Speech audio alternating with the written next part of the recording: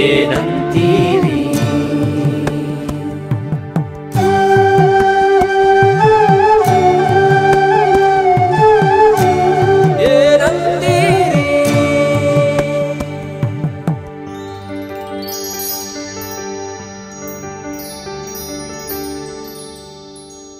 ಮತ್ತು ಇವತ್ತಿನ ಕಾರ್ಯಕ್ರಮದ ಮುಖ್ಯ ಭಾಷಣಕಾರರಾಗಿ ಶ್ರೀಕಂಠ ಪಾಲ್ಗಂಚಿಯವರು, ಇವರಿಗೆ ಸ್ವಾಗತ.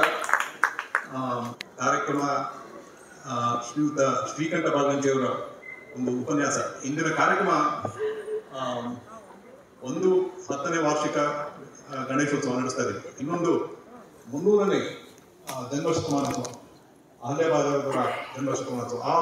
ಈ ಒಂದು ಎಲ್ಲ ವಿಷಯಗಳನ್ನ ಕವರ್ ಮಾಡೋದಕ್ಕೆ ಹೇಳಿದ್ವಿ.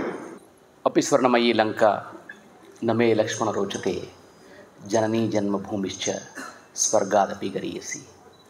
ಎಲ್ಲರಿಗೂ ನಮಸ್ಕಾರ. ವೇದಿಕೆಯ ಮೇಲಿರುವಂಥ ಹಿರಿಯರೆಲ್ಲರಿಗೂ ನಮಸ್ಕಾರ ಮಾಡ್ತಾ, ಮತ್ತು ಇವತ್ತಿಲ್ಲಿ ಬಂದಿರೋ ಎಲ್ಲರಿಗೂ ಗೌರಿ ಮತ್ತು ಗಣೇಶ ಹಬ್ಬದ ಶುಭಾಶಯಗಳನ್ನು ಕೋರ್ತಾ ಇವತ್ತಿನ ಈ ಬೌದ್ಧಿಕನ ಮಾಡೋಕ್ಕೆ ಶುರು ಮಾಡ್ತಿದ್ದೀನಿ. ಇವತ್ತು ನನ್ನ 2 ಭಾಗಗಳಾಗಿ ವಿಂಗಡಿಸ್ಕೊಂಡಿದ್ದೀನಿ. ಮೊದಲನೇದು ನಮಗೆಲ್ಲರಿಗೂ ಗೊತ್ತಿರುವಂತೆ ಅಹಲ್ಯಾಬಾಯಿ ಹೋಳ್ಕರ್ ಅವರ 300ನೇ ಜನ್ಮಶತಮಾನೋತ್ಸವ ನಡೀತಾ ಇದೆ. ಸೊ ಅದರದ್ದು ಒಂದು. ಅದಾದಮೇಲೆ ಸಾರ್ವಜನಿಕ ಗಣೇಶೋತ್ಸವದ ಬಗ್ಗೆ 2 ಬಗ್ಗೆ ಮಾತಾಡೋಕ್ಕೆ ಅಂತ ಹೇಳಿದ್ದಾರೆ. ಸೊ ಹಾಗಾಗಿ ಮೊದಲನೇದು ನಾನು ಅಹಲ್ಯಾಬಾಯಿ ಹೋಳ್ಕರ್. ಸಾಮಾನ್ಯವಾಗಿ ನಮಗೆಲ್ಲರಿಗೂ ವೀರವನಿತೆ ಅಂದಿದ ತಕ್ಷಣವೇ ನಮಗೆ ಥಟ್ ಅಂತ ಜ್ಞಾಪಕ ಯಾರು ಬರ್ತಾರೆ? ಕಿತ್ತೂರು ರಾಣಿ ಚೆನ್ನಮ್ಮ, ಒನಕೆ ಓಬವ್ವ, ಈ ಥರದವರೇ ಜ್ಞಾಪಕ ಬರ್ತಾರೆ.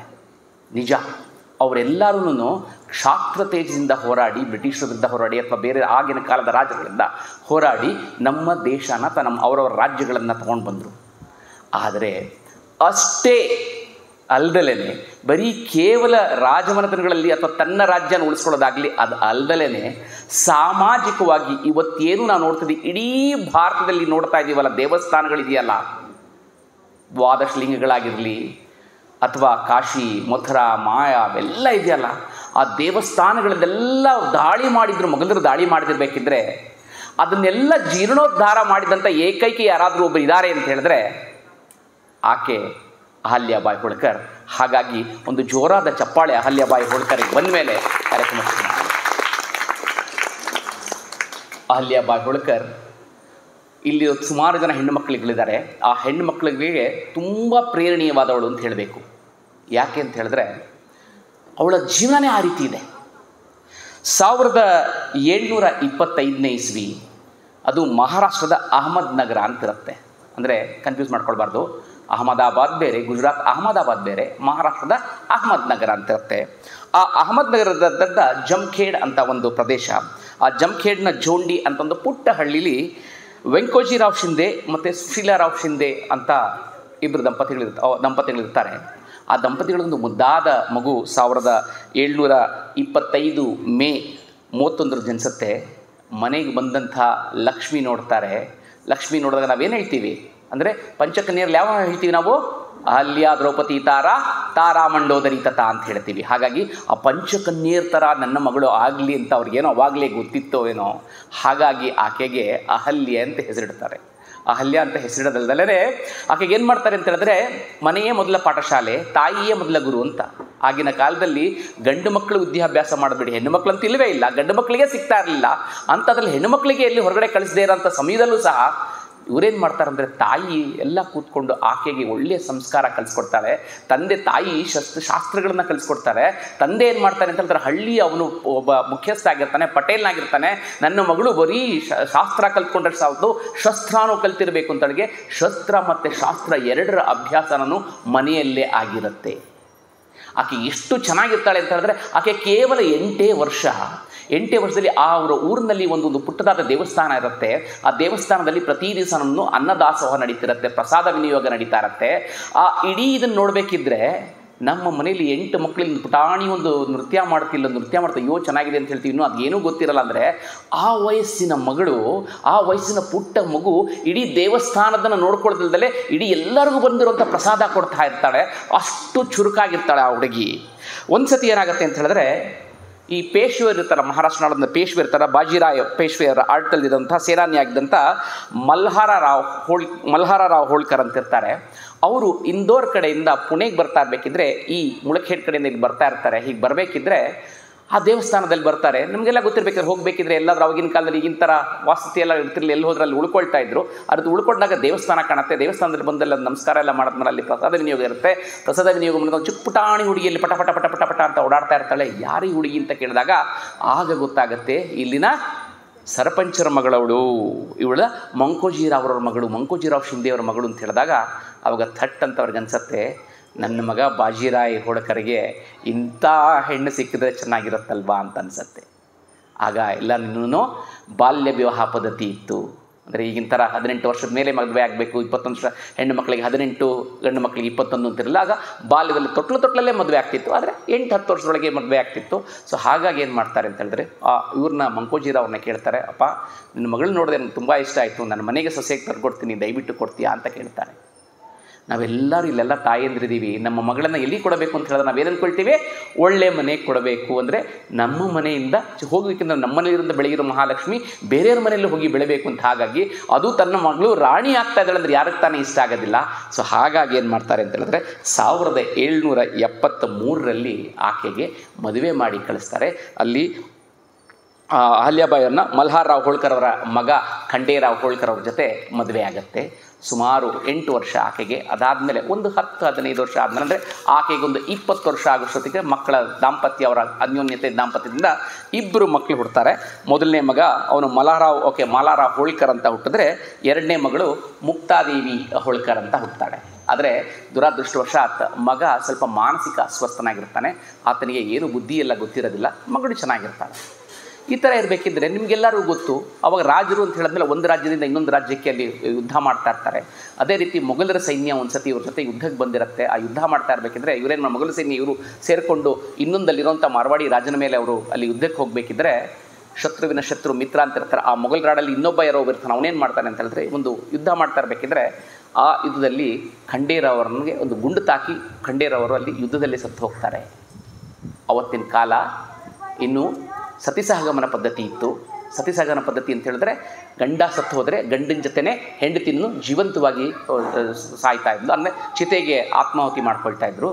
ಆದರೆ ಅವತ್ತಿನ ದಿವಸ ಆ ಖಂಡೇರಾವ್ ಅವರ ತಂದೆ ಏನಿದ್ರು ಅವ್ರು ಹೇಳ್ತಾರೆ, ಇಲ್ಲ ನಾನು ಇದನ್ನು ಬದಲಾವಣೆ ಮಾಡ್ತೀನಿ ಅಂತ ಹೇಳಿ ಏನು ಮಾಡ್ತಾರೆ ಅಂತ ಹೇಳಿದ್ರೆ, ಅವತ್ತಿನ ದಿವಸಕ್ಕೇ ಅವರು ತನ್ನ ಸೊಸೆನ, ಇವಳು ಇನ್ನು ಮುಂದೆ ನನ್ನ ಮಗಳು, ಇವಳು ನನ್ನ ಸೊಸೆ ಇಲ್ಲ, ಇವಳು ನನ್ನ ಮಗಳು, ಹಾಗಾಗಿ ನಾನು ಇವಳನ್ನ ಸತಿಗ ಸಹಗಮನ ಮಾಡಲ್ಲ ಅಂತ ಹೇಳಿ ಅದನ್ನು ಬರೀ ಮಗಂದು ಮಾತ್ರ ಅದು ಅಂತ್ಯ ಸಂಸ್ಕಾರ ಮಾಡಿ, ಆ ಮಗಳಿಗೆ ತಂದೆ ಮನೆಯಿಂದ ಶಾಸ್ತ್ರ ಮತ್ತು ಶಸ್ತ್ರ ಎರಡೂ ಆಗಿರುತ್ತೆ, ಇಲ್ಲಿ ಒಂದು ಆಡಳಿತಾತ್ಮಕವಾಗಿ ಸ್ವಲ್ಪ ಎಲ್ಲ ಹೇಳಿಕೊಟ್ಟು ಅವಳನ್ನ ಅದು ಪ್ರದೇಶದ ರಾಣಿಯಾಗಿ ಮಾಡ್ತಾಳೆ.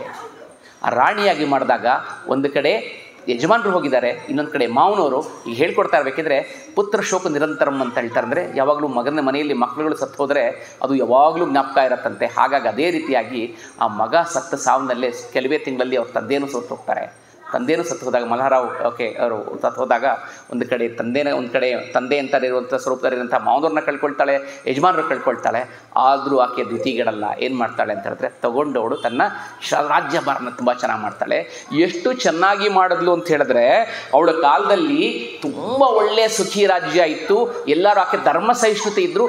ಆಕೆ ಹಿಂದೂ ಆಗಿದ್ರು ಬೇರೆ ಎಲ್ಲ ಧರ್ಮಗಳ ಬಗ್ಗೆನೂ ಅವಳು ಗ್ರಂಥಗಳನ್ನು ಅಧ್ಯಯನ ಮಾಡಿದ್ರು. ಎಲ್ಲದರಲ್ಲಿ ಯಾವ್ದು ಒಳ್ಳೇದಿತ್ತು ಅದನ್ನೆಲ್ಲನೂ ಚೆನ್ನಾಗಿ ಅಧ್ಯಯನ ಮಾಡಿಕೊಂಡು ತನ್ನ ಒಳ್ಳೆಯ ಭಾವಕೀಯತೆಯಿಂದ ನೋಡಿಕೊಂಡ್ಲು ಅಂತ ಇದನ್ನು ನಾವು ಹೇಳ್ತಾ ಇಲ್ಲ. ಇದನ್ನು ಹೇಳ್ತಾ ಇರೋದು ಬ್ರಿಟಿಷ್ ಇತಿಹಾಸರಾಗಿದ್ದಂಥ ಜಾನ್ ಮ್ಯಾಕೋಲಮ್ ಹೇಳಿರ್ತಾನೆ. ಅಂದರೆ ಜಾನ್ ಮ್ಯಾಕೋಲಮ್ ಬ್ರಿಟಿಷ್ ಅವನೇ ಹೇಳಿದ ಅಂದರೆ ಎಷ್ಟು ಚೆನ್ನಾಗಿತ್ತು ಅಂತ ಅಂದ್ಕೊಳ್ಳಿ, ಅಷ್ಟು ಚೆನ್ನಾಗಿರೋದು. ಅದಾದಮೇಲೆ ಅವಳು ಒಂದು ಸತಿ ಅನಿಸುತ್ತೆ, ಎಲ್ಲೋ ಹೋಗಬೇಕಿದ್ರು ಒಂದು ಸತಿ ನೋಡ್ತಾಳೆ, ಎಲ್ಲ ದೇವಸ್ಥಾನಗಳೆಲ್ಲ ತಮ್ಮಲ್ಲಿರೋ ದೇವಸ್ಥಾನಗಳೆಲ್ಲ ಹಾಳು ಬಿದ್ದು ಹೋಗಿದೆ ಅಂತ ಹೇಳಿದಾಗ ಆಗೇನು ಹೇಳ್ತಾಳೆ ಅಂದರೆ, ನಾನು ಬಂದಿರೋದು ಇದಕ್ಕಲ್ಲ ಅಂದ್ಬಿಟ್ಟು ತನ್ನ ಯಜಮಾನರವರ ತಮ್ಮನ ಮಗ ಒಬ್ಬ ಇರ್ತಾನೆ. ಸೊ ಅವನಿಗೆ ಅಂದರೆ ತುಕೋಜಿರಾವ್ ಹೋಳ್ಕರ್ ಅಂತ, ಆ ತುಕೋಜಿರಾವ್ ಹೋಳ್ಕರ್ಗೆ ಹೇಳ್ತಾಳೆ, ನೋಡಪ್ಪ ನೀನು ರಾಜ್ಯಭಾರ ಮಾಡ್ತಾ ಇರು, ನನಗೆ ಬೇರೆ ಕೆಲಸ ಇದೆ ಅಂಥೇಳಿ ಕತ್ತಿ ಹಿಡ್ಕೊಳ್ತಾಳೆ, ಒಂದು ಕುದುರೆ ಮೇಲೆ ತನ್ನ ಸೈನ್ಯ ಜೊತೆ ಹೋಗ್ತಾಳೆ. ಇಡೀ ಅಖಂಡ ಭಾರತನ ಒಂದು ಸತಿ ಸುತ್ಕೊಂಡು ಬರ್ತಾಳೆ. ಸುತ್ಕೊಂಡು ಬಂದಾಗ ಅವ್ಳಿಗೆ ಅನ್ಸತ್ತೆ ಎಷ್ಟು ದೇವಸ್ಥಾನಗಳೆಲ್ಲ ಹಾಳಾಗೋಗಿದೆ ಅಂಥೇಳಿ, ಏನಾದರೂ ಮಾಡಬೇಕಲ್ಲ ಅಂಥೇಳಿ ಬೇರೆಯವ್ರನ್ನ ಯಾಕೆ ಮಾಡಬೇಕು ಅಂತ ತನ್ನೇ ರಾಜ್ಯ ಇರುತ್ತೆ, ತನ್ನ ಕೈಯಾರೆ ತನ್ನ ರಾಜ್ಯದಿಂದ ಹಣ ಸಂಗ್ರಹ ಮಾಡಿ ಮತ್ತು ಅಲ್ಲಿರೋರನ್ನೆಲ್ಲ ಒಗ್ಗೂಡಿಸಿ ಆಕೆ ಕಾಲದಲ್ಲೇ ಎಷ್ಟು ದೇವಸ್ಥಾನಗಳಾಗತ್ತೆ ಅಂತ ಹೇಳಿದ್ರೆ, ಜ್ಯೋತಿರ್ಲಿಂಗಗಳಲ್ಲದೆ ಹರಿದ್ವಾರ, ಋಷಿಕೇಶ, ಬದ್ರಿನಾಥ, ಕಾಂಚಿ, ಅಯೋಧ್ಯ, ಅವಂತಿಕಾ, ದ್ವಾರಕಾ, ಗಯಾ, ರಾಮೇಶ್ವರ, ಪುರಿ, ಜಗನ್ನಾಥ ಮುಂತಾದ ಸುಮಾರು 3000ದಿಂದ 3500 ದೇವಸ್ಥಾನಗಳ ಜೀರ್ಣೋದ್ಧಾರ ಆಗತ್ತೆ. ಅದರಲ್ಲಿ ನೀವು ತುಂಬ ಎಲ್ಲರಿಗೂ ಗೊತ್ತಿರೋದು ಅಂತ ಹೇಳಿದ್ರೆ, ಇವಾಗ ನಾವು ಪ್ರತಿ ದಿವಸ ಸುಮಾರು ಒಂದು ದಿವಸ ಹಿಂದೂಗಳೆಲ್ಲ ನೋಡ್ತಾ ಇದ್ವಿ. ಕಾಶಿಗೆ ಹೋದರೆ ನಮ್ಮ ಹಿಂದೂಗಳಲ್ಲಿ ಏನಂತ ಹೇಳಿದ್ರೆ, ನಾವು ಕಾಶಿಗೆ ಹೋದರೆ ನಮ್ಮ ಪರಮ ಪಾವನ, ನಮ್ಮ ಜನ್ಮ ಸಾರ್ಥಕ ಅಂತ ಹೇಳ್ತೀವಿ. ಆದರೆ ಆ ಕಾಶಿ ನಾವು ಹೊಡೆದ ಪ್ರತಿ ಸತಿ ಬೇರೆ ಎಲ್ಲ ದೇವಸ್ಥಾನಗಳು, ಸೋಮನಾಥನ್ನು ಸುಮಾರು ಸತಿ 17 ಸತಿ ಗಜನಿ ದಾಳಿ ಮಾಡಿದ್ದ ಅಂತ ಹೇಳಿದ್ರು, ಸೋಮನಾಥಕ್ಕಿಂತ ಜಾಸ್ತಿ ಕಾಶಿ ದೇವಸ್ಥಾನನ ಜಾಸ್ತಿ ಮಾಡಿದ್ರು. ಇಡೀ ಪ್ರಪಂಚದಲ್ಲಿ ಯಾವುದಾದ್ರೂ ಒಂದು ದೇವಸ್ಥಾನ ಅತ್ಯಂತ ಜಾಸ್ತಿ ಆಕ್ರಮಣ ಆಗಿದೆ ಅಂತ ಹೇಳಿದ್ರೆ ಅದು ಕಾಶಿ ದೇವಸ್ಥಾನ, ಕಾಶಿ ವಿಶ್ವನಾಥ ದೇವಸ್ಥಾನ. ಅಂತಹ ಕಾಶಿ ದೇವಸ್ಥಾನನ ಕುತುಬುದ್ದೀನ್ ಐಬಕ್ ಬಂದಿರ್ತಾನಲ್ಲ, ಅವನು ಹೊಡೆದಾಕಿರ್ತಾನೆ. ಅವನು ಹೊಡೆದಾಕಿದ್ಮೇಲೆ ಅದಾದಮೇಲೆ ರಾಜ ಮಾನ್ ಸಿಂಗ್ ಏನು ಮಾಡ್ತಾನೆ, ಅದನ್ನು ಕಟ್ಸಿರ್ತಾನೆ. ಆದ್ರೂ ಅಕ್ಬರ್ ಅಂತ ಹೇಳ್ತೀವಲ್ಲ, ನೇಮ್ ಅಕ್ಬರ್ ದ ಗ್ರೇಟ್ ಅಂತ ಹೇಳ್ತಾನೆ, ಅವರ ಮೊಮ್ಮಗ ಇರ್ತಾನಲ್ಲ ಔರಂಗಜೇಬ್, ಆ ದೇವಸ್ಥಾನನ ಒಡೆದು ಅಲ್ಲೇನು ಕಟ್ಟಿರ್ತಾನೆ, ಜ್ಞಾನವಾಪಿ ಮಸೀದಿ ಕಟ್ಟಿರ್ತಾನೆ. ಇವತ್ತಿಗೂ ಸಹ ಅದು ನಮ್ಮ ನ್ಯಾಯಾಲಯದಲ್ಲಿ ಅದು ವ್ಯಾಜ್ಯದಲ್ಲಿದೆ, ಖಂಡಿತವಾಗ್ಲೂ ಬರುತ್ತೆ. ಯಾಕೆಂತ ಹೇಳಿದ್ರೆ ನಮಗೆಲ್ಲರಿಗೂ ಗೊತ್ತು, ದೇವಸ್ಥಾನದಲ್ಲಿ ಶಿವನ ದೇವಸ್ಥಾನ ಅಂದರೆ ಶಿವನ ದೇವಸ್ಥಾನದಲ್ಲಿ ಏನಿರುತ್ತಲ್ಲ, ಒಂದು ನಂದಿ ಇರುತ್ತೆ. ನಂದಿ ಯಾವಾಗಲೂ ಅಂತ ಹೇಳಿದ್ರೆ ಶಿವ ಅಲ್ಲಿದ್ದಾನೆ, ಲಿಂಗ ಇದೆ ಅಂದರೆ ಲಿಂಗನ ನೋಡ್ಕೊಂಡಿರುತ್ತೆ ನಂದಿ. ಇವತ್ತು ನೀವು ಕಾಶಿಗೆ ಹೋಗಿ ಬನ್ನಿ ಅಂತ ಹೇಳಿದ್ರೆ, ಆ ಕಾಶಿ ದೇವಸ್ಥಾನದಿರೋದು ದೇವಸ್ಥಾನ ಈ ಕಡೆ ಇದೆ, ನಂದಿ ದೇವಸ್ಥಾನ ಇದೆ, ನಂದಿ ಈ ಕಡೆ ತಿರ್ಕೊಂಡಿದೆ. ಅಂದರೆ ಆ ಕಡೆ ಏನಿದೆ, ಅಲ್ಲಿ ಜ್ಞಾನವಾಪಿ ಅನ್ನೋ ಮಸೀದಿ ಇದೆ. ಅಂದರೆ ನಂದಿ ಸುಳ್ಳು ಹೇಳಲ್ಲ ಅಲ್ವಾ, ಅಂದರೆ ಅಲ್ಲಿತ್ತು ಅಂತ, ಅದು ಸುಮಾರು ಅಲ್ಲಿರುವಂಥ ಲಿಂಗ ಇದೆ ಅಂತ ಗೊತ್ತಾಗಿದೆ, ಅದೆಲ್ಲ ಆಗತ್ತೆ. ಅಂತಹ ದೇವಸ್ಥಾನ ಆಗಾಗ ಅಂತ ಹೇಳಿದ್ರೆ ಅದೇನು ಮಾಡ್ತಾಳೆ ಅಂದರೆ, 111 ವರ್ಷಗಳ ನಂತರ 1780ನೇ ಇಸ್ವಿಲಿ ತನ್ನ ಮನೆಯಿಂದ ತಗೊಂಡು, ತನ್ನ ರಾಜ್ಯದಿಂದ ತಗೊಂಡು ಬಂದು ಆ ದೇವಸ್ಥಾನನ ಜೀರ್ಣೋದ್ಧಾರ ಮಾಡ್ತಾಳೆ. ಆ ದೇವಸ್ಥಾನ ಜೀರ್ಣೋದ್ಧಾರ ಮಾಡಬೇಕಂದ್ರೆ ಕೇವಲ ಆಕೆ ಒಬ್ಬಳೇ ಮಾಡೋದಿಲ್ಲ, ಅವಳ ಜೊತೆಗೆ ಮಹಾರಾಜ ಇಂದೋರ್ನ ಮಹಾರಾಜ ರಣಜಿತ್ ಸಿಂಗ್ ಸಹ ಸೇರಿಕೊಳ್ತಾನೆ. ಅವನು ಏನು ಮಾಡ್ತಾನೆ ಅಂದರೆ, ಲಕ್ಷಾಂತರ ರೂಪಾಯಿ ಸಲ್ಲದೆ 4 ಚಿನ್ನದ ಕಂಬಗಳಿಗೆ ಆಗೋಷ್ಟಂತ ಸುಮಾರು 10 ಟನ್, ಅಂದರೆ 1 ಟನ್ ಅಂದರೆ 1000 kg, ನಾವೆಲ್ಲ ಗ್ರಾಮ್ಗಳ ಲೆಕ್ಕ ಮಾತಾಡ್ತೀವಿ, ಅಂಥದ್ರಲ್ಲಿ 10,000 kg ಚಿನ್ನದ ಕೊಟ್ಟು ಇಡೀ ದೇವಸ್ಥಾನ ನಾವೇನು ನೋಡ್ಕೊಂಡು ಬರ್ತಾ ಇದ್ದೀವಲ್ಲ ಇವತ್ತಿನ ದೇವಸ್ಥಾನ, ಕಾಶಿ ವಿಶ್ವನಾಥ ದೇವಸ್ಥಾನ, ಅದನ್ನ ಕಟ್ಟಿದ ರೂವಾರಿ ಯಾರಾದರೂ ಇದ್ದರೆ ಅದು ಅಹಲ್ಯಾಬಾಯಿ ಹೋಳ್ಕರ್. ಆಕೆಗೊಂದು ಜೋರಾದ ಚಪ್ಪಾಳೆ ಬರಲಿ. ಹಾಗಾಗೇನೆ ಇವತ್ತಿಗೂ ಸಹ ನಾವು ದೇವಸ್ಥಾನದಲ್ಲಿ ಹೋದ್ರೆ ಏನು ಮಾಡ್ತೀವಿ, ನಾವು ದೇವಸ್ಥಾನಕ್ಕೆ ನಾವು ಬಂದಿದ್ದೀವಿ ಅಂತ ಹೇಳಬೇಕು, ಒಂದು ಸಂಕಲ್ಪ ಮಾಡಿಸ್ತೀವಲ್ವ, ದೇವಸ್ಥಾನಕ್ಕೆ ನಾವು ಸಂಕಲ್ಪ ಮಾಡ್ತೀವಲ್ಲ. ಇವತ್ತಿಗೂ ಸಹ ನಾನು ಹೇಳಿದ್ನಲ್ಲಿ ದ್ವಾದಶ ದಿನಗಳು ಮತ್ತು ಎಲ್ಲ ದೇವಸ್ಥಾನಗಳೆಲ್ಲ, ಕಾಶಿ, ಅಯೋಧ್ಯ, ಮಥುರಾ, ಮಾಯಾ, ಕಾತಿ, ಅವಂತಿಕಾ ಅಂತ ಹೇಳದ್ನಲ್ಲ, ಈ ಎಲ್ಲ ದೇವಸ್ಥಾನಗಳಲ್ಲೂ ಆದ್ಯ ಪೂಜೆ ನಡೀತಾ ಇರೋದು ಅಹಲ್ಯಾಬಾಯಿ ಹೋಳ್ಕರ್ ಅವರಿಗೆ. ಹಾಗಾಗಿ ಅಹಲ್ಯಾಬಾಯಿ ಹೋಳ್ಕರ್ ನಮ್ಮೆಲ್ಲರಿಗೂ ಒಂದು ಶಾಶ್ವತೀಯದ ಹೆಣ್ಣು. ಇಂಗ್ಲೀಷ್ನಲ್ಲೊಂದು ಗಾದೆ ಇದೆ, rule is A rule even for A pool ಅಂತ. ಅಂದರೆ ನಮ್ಮ ಇವತ್ತಿನ ಕಾಲ ಏನಾಗಿದೆ ಅಂತ ಹೇಳಿದ್ರೆ, ನನಗೇನಾದರೂ ರಾಜ ನಾನು ಏನು ಬೇಕಿದ್ರೂ ಮಾಡ್ಬೋದು, ನಾವೆಲ್ಲ ನೋಡ್ತಾ ಇದ್ದೀವಿ ಇವತ್ತು, ನಾನೇನು ಬೇಕಿದ್ರೂ ಮಾಡ್ಬೋದು, ಪ್ರಜೆಗಳು ತಪ್ಪು ಮಾಡಬಾರ್ದು. ಆ ಥರನೇ ಇದೆಯಲ್ವ ಇವತ್ತು. ನಾನು ಒಬ್ಬ ಸುಮ್ಮನೆ ರಾಜ ಬೇಡ, ಒಬ್ಬ ಮಂತ್ರಿ ಬೇಡ, ಅವನು ಸಾಮಾನ್ಯವಾಗಿ ಇಲ್ಲೊಬ್ಬ ಕಾರ್ಪೊರೇಟರ್ ಆದರೆ ಅಥವಾ ಸಾಮಾನ್ಯವಾದ ಜಿಲ್ಲಾ ಪಂಚಾಯತ್ ಮಂಡಲ ಆದರೂ ಸಾಕು, ಅವನು ಏನು ಬೇಕಿದ್ರೂ ಮಾಡ್ಬೋದು, ಮಕ್ಕಳೇನು ಬೇಕಿದ್ರೂ ಮಾಡ್ಬೋದು ಅಂತಿದ್ರೆ, ಅವತ್ತಿನ ದಿವಸ ಅಹಲ್ಯಾಬಾಯಿ ಹೋಳ್ಕರ್ ಯಾವ ರೀತಿ ಇದ್ಲು ಅಂತ ಹೇಳಿದ್ರೆ, ಆಕೆ ಯಾರೇ ಮಾಡಿದ್ರು, ತಾನಾಗಲಿ ತನ್ನ ಕುಟುಂಬದವ್ರು ಯಾರೇ ಏನೇ ಮಾಡಿದ್ರು ಅದಕ್ಕೆ ತಪ್ಪಾಗಲಿ ಅಂತ ಅದಕ್ಕೆ ಶಿಕ್ಷೆ ಕೊಡಬೇಕು ಅಂತಿದ್ಲು. ಅದಕ್ಕೆ ಒಂದು ಸುಂದರವಾದ ಪ್ರಸಂಗ ಇದೆ. ಏನಪ್ಪ ಪ್ರಸಂಗ ಅಂತ ಹೇಳಿದ್ರೆ, ಆಕೆ ಮಗ, ನಾನು ಆಗಲೇ ಹೇಳಿದ್ದೆ, ಅವನು ಒಂದು ಸ್ವಲ್ಪ ಮಾನಸಿಕ ಅಸ್ವಸ್ಥ, ಅವನು ಎಲ್ಲೋ ಒಂದು ರಥ ಓಡಿಸ್ಕೊಂಡು ಹೋಗ್ತಿರ್ತಾನೆ. ರಥ ಓಡಿಸ್ಕೊಂಡು ಹೋಗ್ತಿದ್ರೆ ಗೊತ್ತಿಲ್ಲದಲ್ಲೇ ಆ ರಥದ ಮೇಲೆ ಒಂದು ದಾರಿಲಿ ಒಂದು ಹಸು ಇರುತ್ತೆ, ಹಸು ಮೇಲೆ ಹತ್ತಿಸ್ಕೊಂಡು ಹೊರಟೋಗ್ಬಿಡ್ತಾನೆ. ಹಸುಗೆ ಗಾಯ ಆಗುತ್ತೆ. ನಾವೇನು ಮಾಡ್ತೀವಿ, ಹಸು ಗಾಯ ಆದಾಗ ಏನು ಮಾಡ್ತೀವಿ, ಹಸುನ ಪಕ್ಕಕ್ಕಿಟ್ಟು ಅಯ್ಯೋ ಮಾಡ್ತೀವಿ, ಅಯ್ಯೋ ರಾಜನ ಮಗ ತಾನೇ ಮಾಡಿದ್ದು, ಪರವಾಗಿಲ್ಲ ಬಿಟ್ಬಿಡು ಅಂತ ಹೇಳ್ತೀವಿ. ಈ ವಿಷಯ ಅವಳಿಗೆ ಗೊತ್ತಾಗುತ್ತೆ, ನನ್ನ ಮಗ ಅವನು ಮಾನಸಿಕ ಅಸ್ವಸ್ಥ ಆದರೂ ಪರವಾಗಿಲ್ಲ, ಅವನು ತಪ್ಪು ಮಾಡಿದ್ದಾನೆ, ಆ ಗೋವಿಗೆ ಎಷ್ಟು ನೋವಾಗಿದೆಯೋ ನನ್ನ ಮಗನಿಗೂ ಗೊತ್ತಾಗಬೇಕು ಅಂತ ಏನು ಮಾಡ್ತಾಳೆ ಅಂತ ಹೇಳಿದ್ರೆ, ಆ ಮಗನ ಅಲ್ಲಿ ಮಲಗಿಸಿ ಅವನ ಮೇಲೆ ಇವಳು ರಥನ ಹಚ್ಚಕ್ಕೆ ಅಂತ ಹೇಳ್ತಾಳೆ, ಆಜ್ಞೆ ಕೊಡ್ತಾಳೆ. ರಥ ಹತ್ತಿನೇನು ಹುಡುಗನ್ನ ಅಲ್ಲಿ ಹತ್ತಬೇಕು. ಆಗ ಬೇರೆಯವರೆಲ್ಲ ಬಂದು ಅಯ್ಯೋ ಬೇಡ ಬೇಡ, ಅವನೇನೋ ಒಂದು ಸ್ವಲ್ಪ ಬುದ್ಧಿಭ್ರಮಣೆ ಆಗಿದೆ, ಅವನಿಗೆ ಇಲ್ಲ, ಅವನಿಗೆ ಮತ್ತೆ ಏನು ಅವನು ಮಾಡಿದ್ದಾನೆ, ತಪ್ಪು ಮಾಡಿದ್ದಾನೆ, ಪರವಾಗಿಲ್ಲ, ನಾವೇನು ಬೇಜಾರು ಮಾಡ್ಕೊಳ್ಳೋದಿಲ್ಲ ಅಂತ ಹೇಳಿ ನಿಲ್ಲಿಸ್ತಾರೆ. ಇವತ್ತಿಗೂ ಸಹ ಇಂದೋರ್ನಲ್ಲಿ ಆ ರೀತಿಯಾದ ಒಂದು ಜಾಗ ಇದೆ. ಆ ಜಾಗನ ಅಡ್ಡಾ ಬಜಾರ್ ಅಂತ ಕರೀತಾರೆ. ಇವತ್ತು ಸಹ ಇಂದೋರಿಗೆ ಹೋಗ್ಬೋದು. ಇನ್ನು ನಾನು ಹೇಳಿದೆ ನಮ್ಮ ಮಕ್ಕಳುಗಳನ್ನ ಕೊಡಬೇಕಾದ್ರೆ ಹೆಣ್ಣು ಮಕ್ಕಳನ್ನ ಕೊಡಬೇಕಿದ್ರೆ ನಾವೇನು ಮಾಡ್ತೀವಿ, ಚೆನ್ನಾಗಿರೋ ಕೊಡಬೇಕು ಅಂತ ಹೇಳಿದ್ರೆ ಅವತ್ತಿನ ಕಾಲದಲ್ಲಿ ಡಕಾಯಿತರು ನನ್ನ ಕಾಲ ನಡೀತಾ ಇರುತ್ತೆ. ಆ ಡಕಾಯಿತರೆಲ್ಲ ಬಂದು ದೋಚ್ತಾ ಇರಬೇಕಿದ್ರೆ ಒಬ್ಬ ಸಾಮಾನ್ಯವಾದ ಒಬ್ಬ ಅನಾಥ ಹುಡುಗ, ಅವನು ತುಂಬ ಚೆನ್ನಾಗಿ ದಷ್ಟಪುಷ್ಟ ಚೆನ್ನಾಗಿರ್ತಾನೆ, ಸ್ವಲ್ಪ ಧೈರ್ಯಶಾಲಿ. ಅವನೇನು ಮಾಡ್ತಾನೆ ಅಂದರೆ ಯಶವಂತ ರಾವ್ ಅಂತ ಅವನ ಹೆಸರು. ಆತ ಏನು ಮಾಡ್ತಾನೆ ಅಂದರೆ ಆ ಡಕಾಯಿತರ ವಿರುದ್ಧ ಹೋರಾಡಿ ಆ ತಮ್ಮ ರಾಜ್ಯನೆಲ್ಲ ರಕ್ಷಿಸ್ತಾ ಇರ್ತಾನೆ. ಆಗ ನೋಡ್ತಾಳೆ, ನನಗೆ ಬೇಕಾಗಿರೋ ಹುಡುಗ ಅಂತ ಹೇಳಿದ್ರೆ ಬರೀ ರಾಜ ಆಗಿರಬಾರ್ದವನು, ಶಸ್ತ್ರ ಮತ್ತು ಶಾಸ್ತ್ರ ಒಂದೇ ಇಲ್ಲದಲ್ಲೇ ಕ್ಷಾತ್ರ ತೇಜದವನಾಗಿರ್ಬೇಕು ಅಂತ ಹೇಳಿ ಅವನೇನು ಮಾಡ್ತಾಳೆ ಅಂತ ಹೇಳಿದ್ರೆ ತನ್ನ ಮಗಳನ್ನ ಸಾಮಾನ್ಯವಾದ ಒಬ್ಬ ಅನಾಥ ಬಾಲಕ ಯಶವಂತರಾವ್ಗೆ ಕೊಟ್ಟು ಮದುವೆ ಮಾಡ್ತಾಳೆ ಅಂತಂದ್ರೆ ಲೆಕ್ಕ ಹಾಕೊಳ್ಳಿ, ಎಂತಹ ಆಕೆ ತ್ಯಾಗಮಯಿ. ಅಂದರೆ ಅಂತಸ್ತು ಆಸ್ತಿ ಅಂತಷ್ಟು ಅಷ್ಟೆಲ್ಲ ಇದ್ರು ಯಾವ ರಾಜ್ಯನ ಕರೆದ್ರು ಅವಳು ಅಹಲ್ಯಾಬಾಯಿ ಮಗಳು ಅಂತ ಹೇಳಿದ್ರೆ ಯಾರು ಬೇಕಿದ್ರೆ ಮದುವೆ ಮಾಡ್ಕೋಬೋದಾಯಿತು. ಆದರೆ ಆಕೆ ಮದುವೆ ಮಾಡಿಕೊಟ್ಟಿದ್ದು ಸಾಮಾನ್ಯವನು. ಯಾಕೆ ಅಂತ ಹೇಳಿದ್ರೆ ತನ್ನ ರಾಜ್ಯನ ನೋಡ್ಕೊಂಡು ಹೋಗ್ತಾನೆ ಅನ್ನೋದು. ಮತ್ತು ಆಕೆ ಬರೀ ಈ ಧಾರ್ಮಿಕ ಕಾರ್ಯಗಳಲ್ಲೆಲ್ಲ ಮತ್ತು ತುಂಬ ಒಳ್ಳೆಯ ಬುದ್ಧಿಶಕ್ತಿ ಇತ್ತು ಅನ್ನೋದಕ್ಕೆ ಒಂದು ಸಣ್ಣ ಉದಾಹರಣೆ ಅಂತ ಹೇಳಿದ್ರೆ, ಅವನ ರಾಜ್ಯದಲ್ಲಿ ಗಂಗಾಧರ್ ಅಂತ ಒಬ್ಬ ಇರ್ತಾನೆ. ಅವನಂತರ ನಮ್ಗೆ ಗೊತ್ತಲ್ಲ ಯಾವಾಗ ರಾಜ್ಯ ಇದೆ ಅಂತ ಹೇಳಿದ್ರೆ ಹೆಂಗೆ ಸಾಳ್ತಾ ಇದ್ದಾಳೆ, ಹೆಂಗೆ ಸಾಳ್ತಾ ಇರಬೇಕಂದ್ರೆ ರಾಜ್ಯನ ಅವನ್ನ ಹೇಗಾದರೂ ಮಾಡಿ ಕಬಳಿಸ್ಕೋಬೇಕು ಅಂತ ಹೇಳ್ತಾರೆ. ಹೇಗಿದ್ರು ನಿನಗೆ ಮಗ ಇಲ್ಲ, ಅವನು ಇಲ್ಲ, ನೀನೊಂದು ದತ್ತು ತೊಗೊಂಡ್ಬಿಡು, ದತ್ತು ತೊಗೊಂಡು ಅವನು ಬೆಳೆಯೋವರೆಗೂ ನಾನೇ ನೋಡ್ಕೊಳ್ತೀನಿ ಅಂತ ಹೇಳ್ತಾನೆ. ಅದಕ್ಕೆ ಹೇಳ್ತಾನೆ, ಇಲ್ಲ ನನಗೆ ಮಾಡೋಕ್ಕಾಗಿದೆ, ನಿನ್ನ ಪಾಡಿಗೆ ನೀವು ನೋಡ್ಕೊ ಅಂತ ಹೇಳ್ತಾನೆ. ಆ ಇವನೇನು ಮಾಡ್ತಾನೆ ಅಂತ ಹೇಳಿದ್ರೆ ಪೇಶ್ವೆಯವ್ರ ಹತ್ರ ಹೋಗಿ ಹೇಳ್ತಾನೆ, ನೋಡಿ ಇಲ್ಲೊಂದು ಹೆಂಗಸು ಇಂದೋರಲ್ಲಿದೆ, ಅಲ್ಲಿ ಗಂಡ ದಿಕ್ಕಿಲ್ಲೊಂದು ರಾಜ್ಯ ಇದೆ, ಅದನ್ನು ಹೋಗಿ ಹೊಡ್ಕೊಂಡ್ಬಂದ್ಬಿಡೋಣ ಬನ್ನಿ ಅಂತ ಹೇಳ್ತಾರೆ. ಹೌದು, ಯಾರೋ ಒಬ್ಬ ಸಹಾಯ ಮಾಡ್ತಾನಂತ ಬರಬೇಕು ಅಂತ ಹೇಳಿದ್ರೆ ರಘುನಾಥ್ ಅಂತ ಇರ್ತಾನೆ, ರಘುನಾಥ್ ಪೇಶ್ವೆ ಅಂತ. ಅವ್ನು ಬರಬೇಕು ಅಂತ ಹೇಳಿದಾಗ ಚಕ್ ಅಂತ ಇವಳು ಏನು ಮಾಡ್ತಾಳೆ ಅಂತ ಹೇಳಿದ್ರೆ ಅಲ್ಲಿರೋ ಸುತ್ತಮುತ್ತಲಿರುವಂಥ ಎಲ್ಲ ಗಾಯಕ್ವಾಡ ಅಂತಿರುತ್ತೆ, ದಾಬಾಡೆ ಅಂತಿರುತ್ತೆ, ಅದೆಲ್ಲರನ್ನೂ ಒಟ್ಟಿಗೆ ಕೂಡಿಸಿ ಒಂದು ದೊಡ್ಡದಾದ ಸೈನ್ಯ ಮಾಡ್ತಾಳೆ. ಸೈನ್ಯ ಮಾಡಿ ಒಂದು ಯುದ್ಧ ಮಾಡೇ ಗೆಲ್ಲಬೇಕು ಅಂತಿಲ್ಲ. ಅದಕ್ಕೇನು ಮಾಡಬೇಕು ಅಂತ ಹೇಳಿದ್ರೆ ಅದಕ್ಕೊಂದು ಕಾಗದ ಬರೀತಾಳೆ ಆ ರಘುನಾಥ್ ಪೇಶ್ವೆಯವರಿಗೆ. ರಘುನಾಥ್ ಪೇಶ್ವೆಯವರೇ ನಮಸ್ಕಾರ, ನೀವು ನನ್ನ ಮೇಲೆ ಯುದ್ಧಕ್ಕೆ ಬರ್ತಾ ಇದ್ದೀರಿ ಅಂತ ಗೊತ್ತಾಯಿತು ನನಗೆ. ನೀವು ನನ್ನ ಮೇಲೆ ಒಬ್ಬರೇ ಇಲ್ಲ, ನೀವು ಗಂಡದಿಕ್ಕಿಲ್ಲ ಅಂತ ಬರ್ತಾ ಇದ್ದೀರಿ ಅಂತ ಗೊತ್ತಾಯಿತು. ಆದರೆ ನೋಡಿ ನನ್ನ ಜೊತೆ ಎಷ್ಟು ಸೈನ್ಯ ಇದೆ ಅಂತ ತೋರಿಸ್ತಾಳೆ. ನೀವು ಸೈನ್ಯ ಇದೆ ಅಂತ ನೋಡಿದ ತಕ್ಷಣ ನಿಮಗೆ ಒಂದು ಹೆಣ್ಣಿನ ಕಡೆ ನಿಮಗೆ ಗೊತ್ತು, ನೀವು ಗಂಡಸರು ತುಂಬ ಶಕ್ತಿಶಾಲಿಗಳು ಅಂತ. ಗಂಡಸರು ಯಾರ ಜೊತೆಯಿಂದ ಬೇಕಿದ್ರೂ ಸೋಲ್ತಾ ಇರ್ತಾರೆ, ಹೆಣ್ಣಿಂದ ಸೋಲೋದಕ್ಕೆ ಇಷ್ಟಪಡೋದಿಲ್ಲ. ಹಾಗಾಗಿ ನೀವು ಸೋಲಬೇಕು ಗೆಲ್ಲಬೇಕು ಅನ್ನೋದನ್ನು ನೀವು ಯೋಚನೆ ಮಾಡಿ ಅಂತ ಹೇಳ್ತಾಳೆ. ಗಂಡಸಗಳಿಗೆ ಅಹಮಲ್ಲಿ ಇರುತ್ತಲ್ವಾ, ಯಾರು ಬೇಕಿದ್ರು ಸೋಲ್ಬೋದು, ಹೆಂಗಸರು ಸೋಲ್ತಾರೆ ಎಲ್ಲಪ್ಪ ಅಂತ ಹೇಳಿ ಮಾಡ್ತಾ ಇದ್ದಾರೆ. ಅದಕ್ಕೆ ಇಲ್ಲ ನಾವು ಯುದ್ಧಕ್ಕೆ ಬರಲಿಲ್ಲ, ನಿಮ್ಮನ್ನು ನೋಡ್ಕೊಂಡು ಹೋಗೋಣ ಅಂತ ಬಂದ್ವಿ ಅಂಥೇಳಿ ಅಲ್ಲಿಂದ ಅವರು ಹಾಗೇನೆ ಪಲಾಯನ ಮಾಡ್ತಾರೆ. ಅಂತ ಹೇಳಿದ್ರೆ ಒಂದು ಬರೀ ಶಸ್ತ್ರ ಇಟ್ಕೊಂಡು ಹೊರಡಬೇಕು ಅಂತ ಇಲ್ಲ, ಸ್ನೇಹದವಾಗಿಯೂ ತಂತ್ರದಿಂದನೂ ಶಕ್ತಿಯಿಂದನೂ ಬುದ್ಧಿಶಕ್ತಿಯಿಂದನೂ ಯಾವ ರೀತಿಯಾಗಿ ನಾವು ನಮ್ಮ ಕೆಲಸಗಳನ್ನು ಮಾಡ್ಕೊಳ್ಬೋದು ಅನ್ನೋದಕ್ಕೆ ಹೋಳ್ಕರ್, ಅಹಲ್ಯಾಬಾಯಿ ಹೋಳ್ಕರ್ ಸಾಕ್ಷಿ. ಆಕೆಯನ್ನು ಹೇಳ್ತಾ ಹೋಯಿತು ಅಂತ ಹೇಳಿದ್ರೆ ಇಡೀ ದಿವಸದ ಬಗ್ಗೆ ಹೇಳ್ಬೋದು, ಅದನ್ನು ತುಂಬ ಹೇಳೋದು ಬೇಡ. ಸೊ ಅದಕ್ಕೋಸ್ಕರ 1998ರಲ್ಲಿ ಆಕೆಗೋಸ್ಕರ ನಮ್ಮ ಭಾರತ ಸರ್ಕಾರ ಆಕೆಯ ನೆನಪಿನಾರ್ಥ ಒಂದು ನೆನಪಿನ ಚೀಟಿಯನ್ನು ಆಯಿತು. ತನ್ನ 70ನೇ ವಯಸ್ಸಿನಲ್ಲಿ ವಯೋಸಹಜವಾಗಿ ಆಕೆ ಮೃತಪಡ್ತಾಳೆ. ಆಕೆ ಮೃತಪಟ್ಟರೂ ಆಕೆ ಹುಟ್ಟಿದಂಥ 300ನೇ ವರ್ಷದಲ್ಲಿ, ಹೇಗೆಂತ ಹೇಳಿದ್ರೆ ಇಡೀ ಒಂದು ವರ್ಷ ಒಂದು ಜನ್ಮ ಶತಾಬ್ದಿ ವರ್ಷ ಅಂತ ಮಾಡಬೇಕು ಅಂತ ಇದೆ. ಅದರಲ್ಲೂ ಸಹ ಇಲ್ಲಿ ತುಂಬ ಶ್ರದ್ಧೇಯ ತಾಯಂದಿರಿದ್ದೀರಿ. ತಾಯಂದಿರುಗಳಿಗೆ ಗೊತ್ತಾಗಬೇಕು, ಮತ್ತು ಚಿಕ್ಕ ಪುಟ್ಟ ಮಕ್ಕಳುಗಳಿದ್ದೀವಿ, ಆ ಪುಟ್ಟ ಮಕ್ಕಳಿಗೆ ಅಹಲ್ಯಾಬಾಯಿ ಹೋಳ್ಕರ್ ಅಂತ ವೀರ ಯೋನಿತೆ ಇರೋದ್ರ ಬಗ್ಗೆ ಗೊತ್ತಾಗಬೇಕು. ಅವರೆಲ್ಲ ಗೊತ್ತಾದಮೇಲೆ ದೀಪದಿಂದ ದೀಪ ಹಚ್ಚೆ ಅಂತ, ಅಂದರೆ ನಾವು ಯಾವ್ದಾದ್ರು ಒಂದು ದೊಡ್ಡ ಸಾಲ ದೀಪ ಹಚ್ಚಬೇಕಿದ್ರೆ ಎಲ್ಲದಕ್ಕೂ ಹೋಗಿ ಬೆಂಕಿ ಕಡ್ಡಿ ಹಚ್ತೀವಾ? ಇಲ್ಲ ಅಲ್ವ, ಏನು ಮಾಡ್ತೀವಿ, ಒಂದು ದೀಪ ಹಣತೆನ ಹಚ್ಕೋತೀವಿ, ಆ ಹಣತೆಯಿಂದ ಒಂದರಿಂದ ಹಚ್ಕೊಂಡು ಹೋಗ್ತೀವಿ.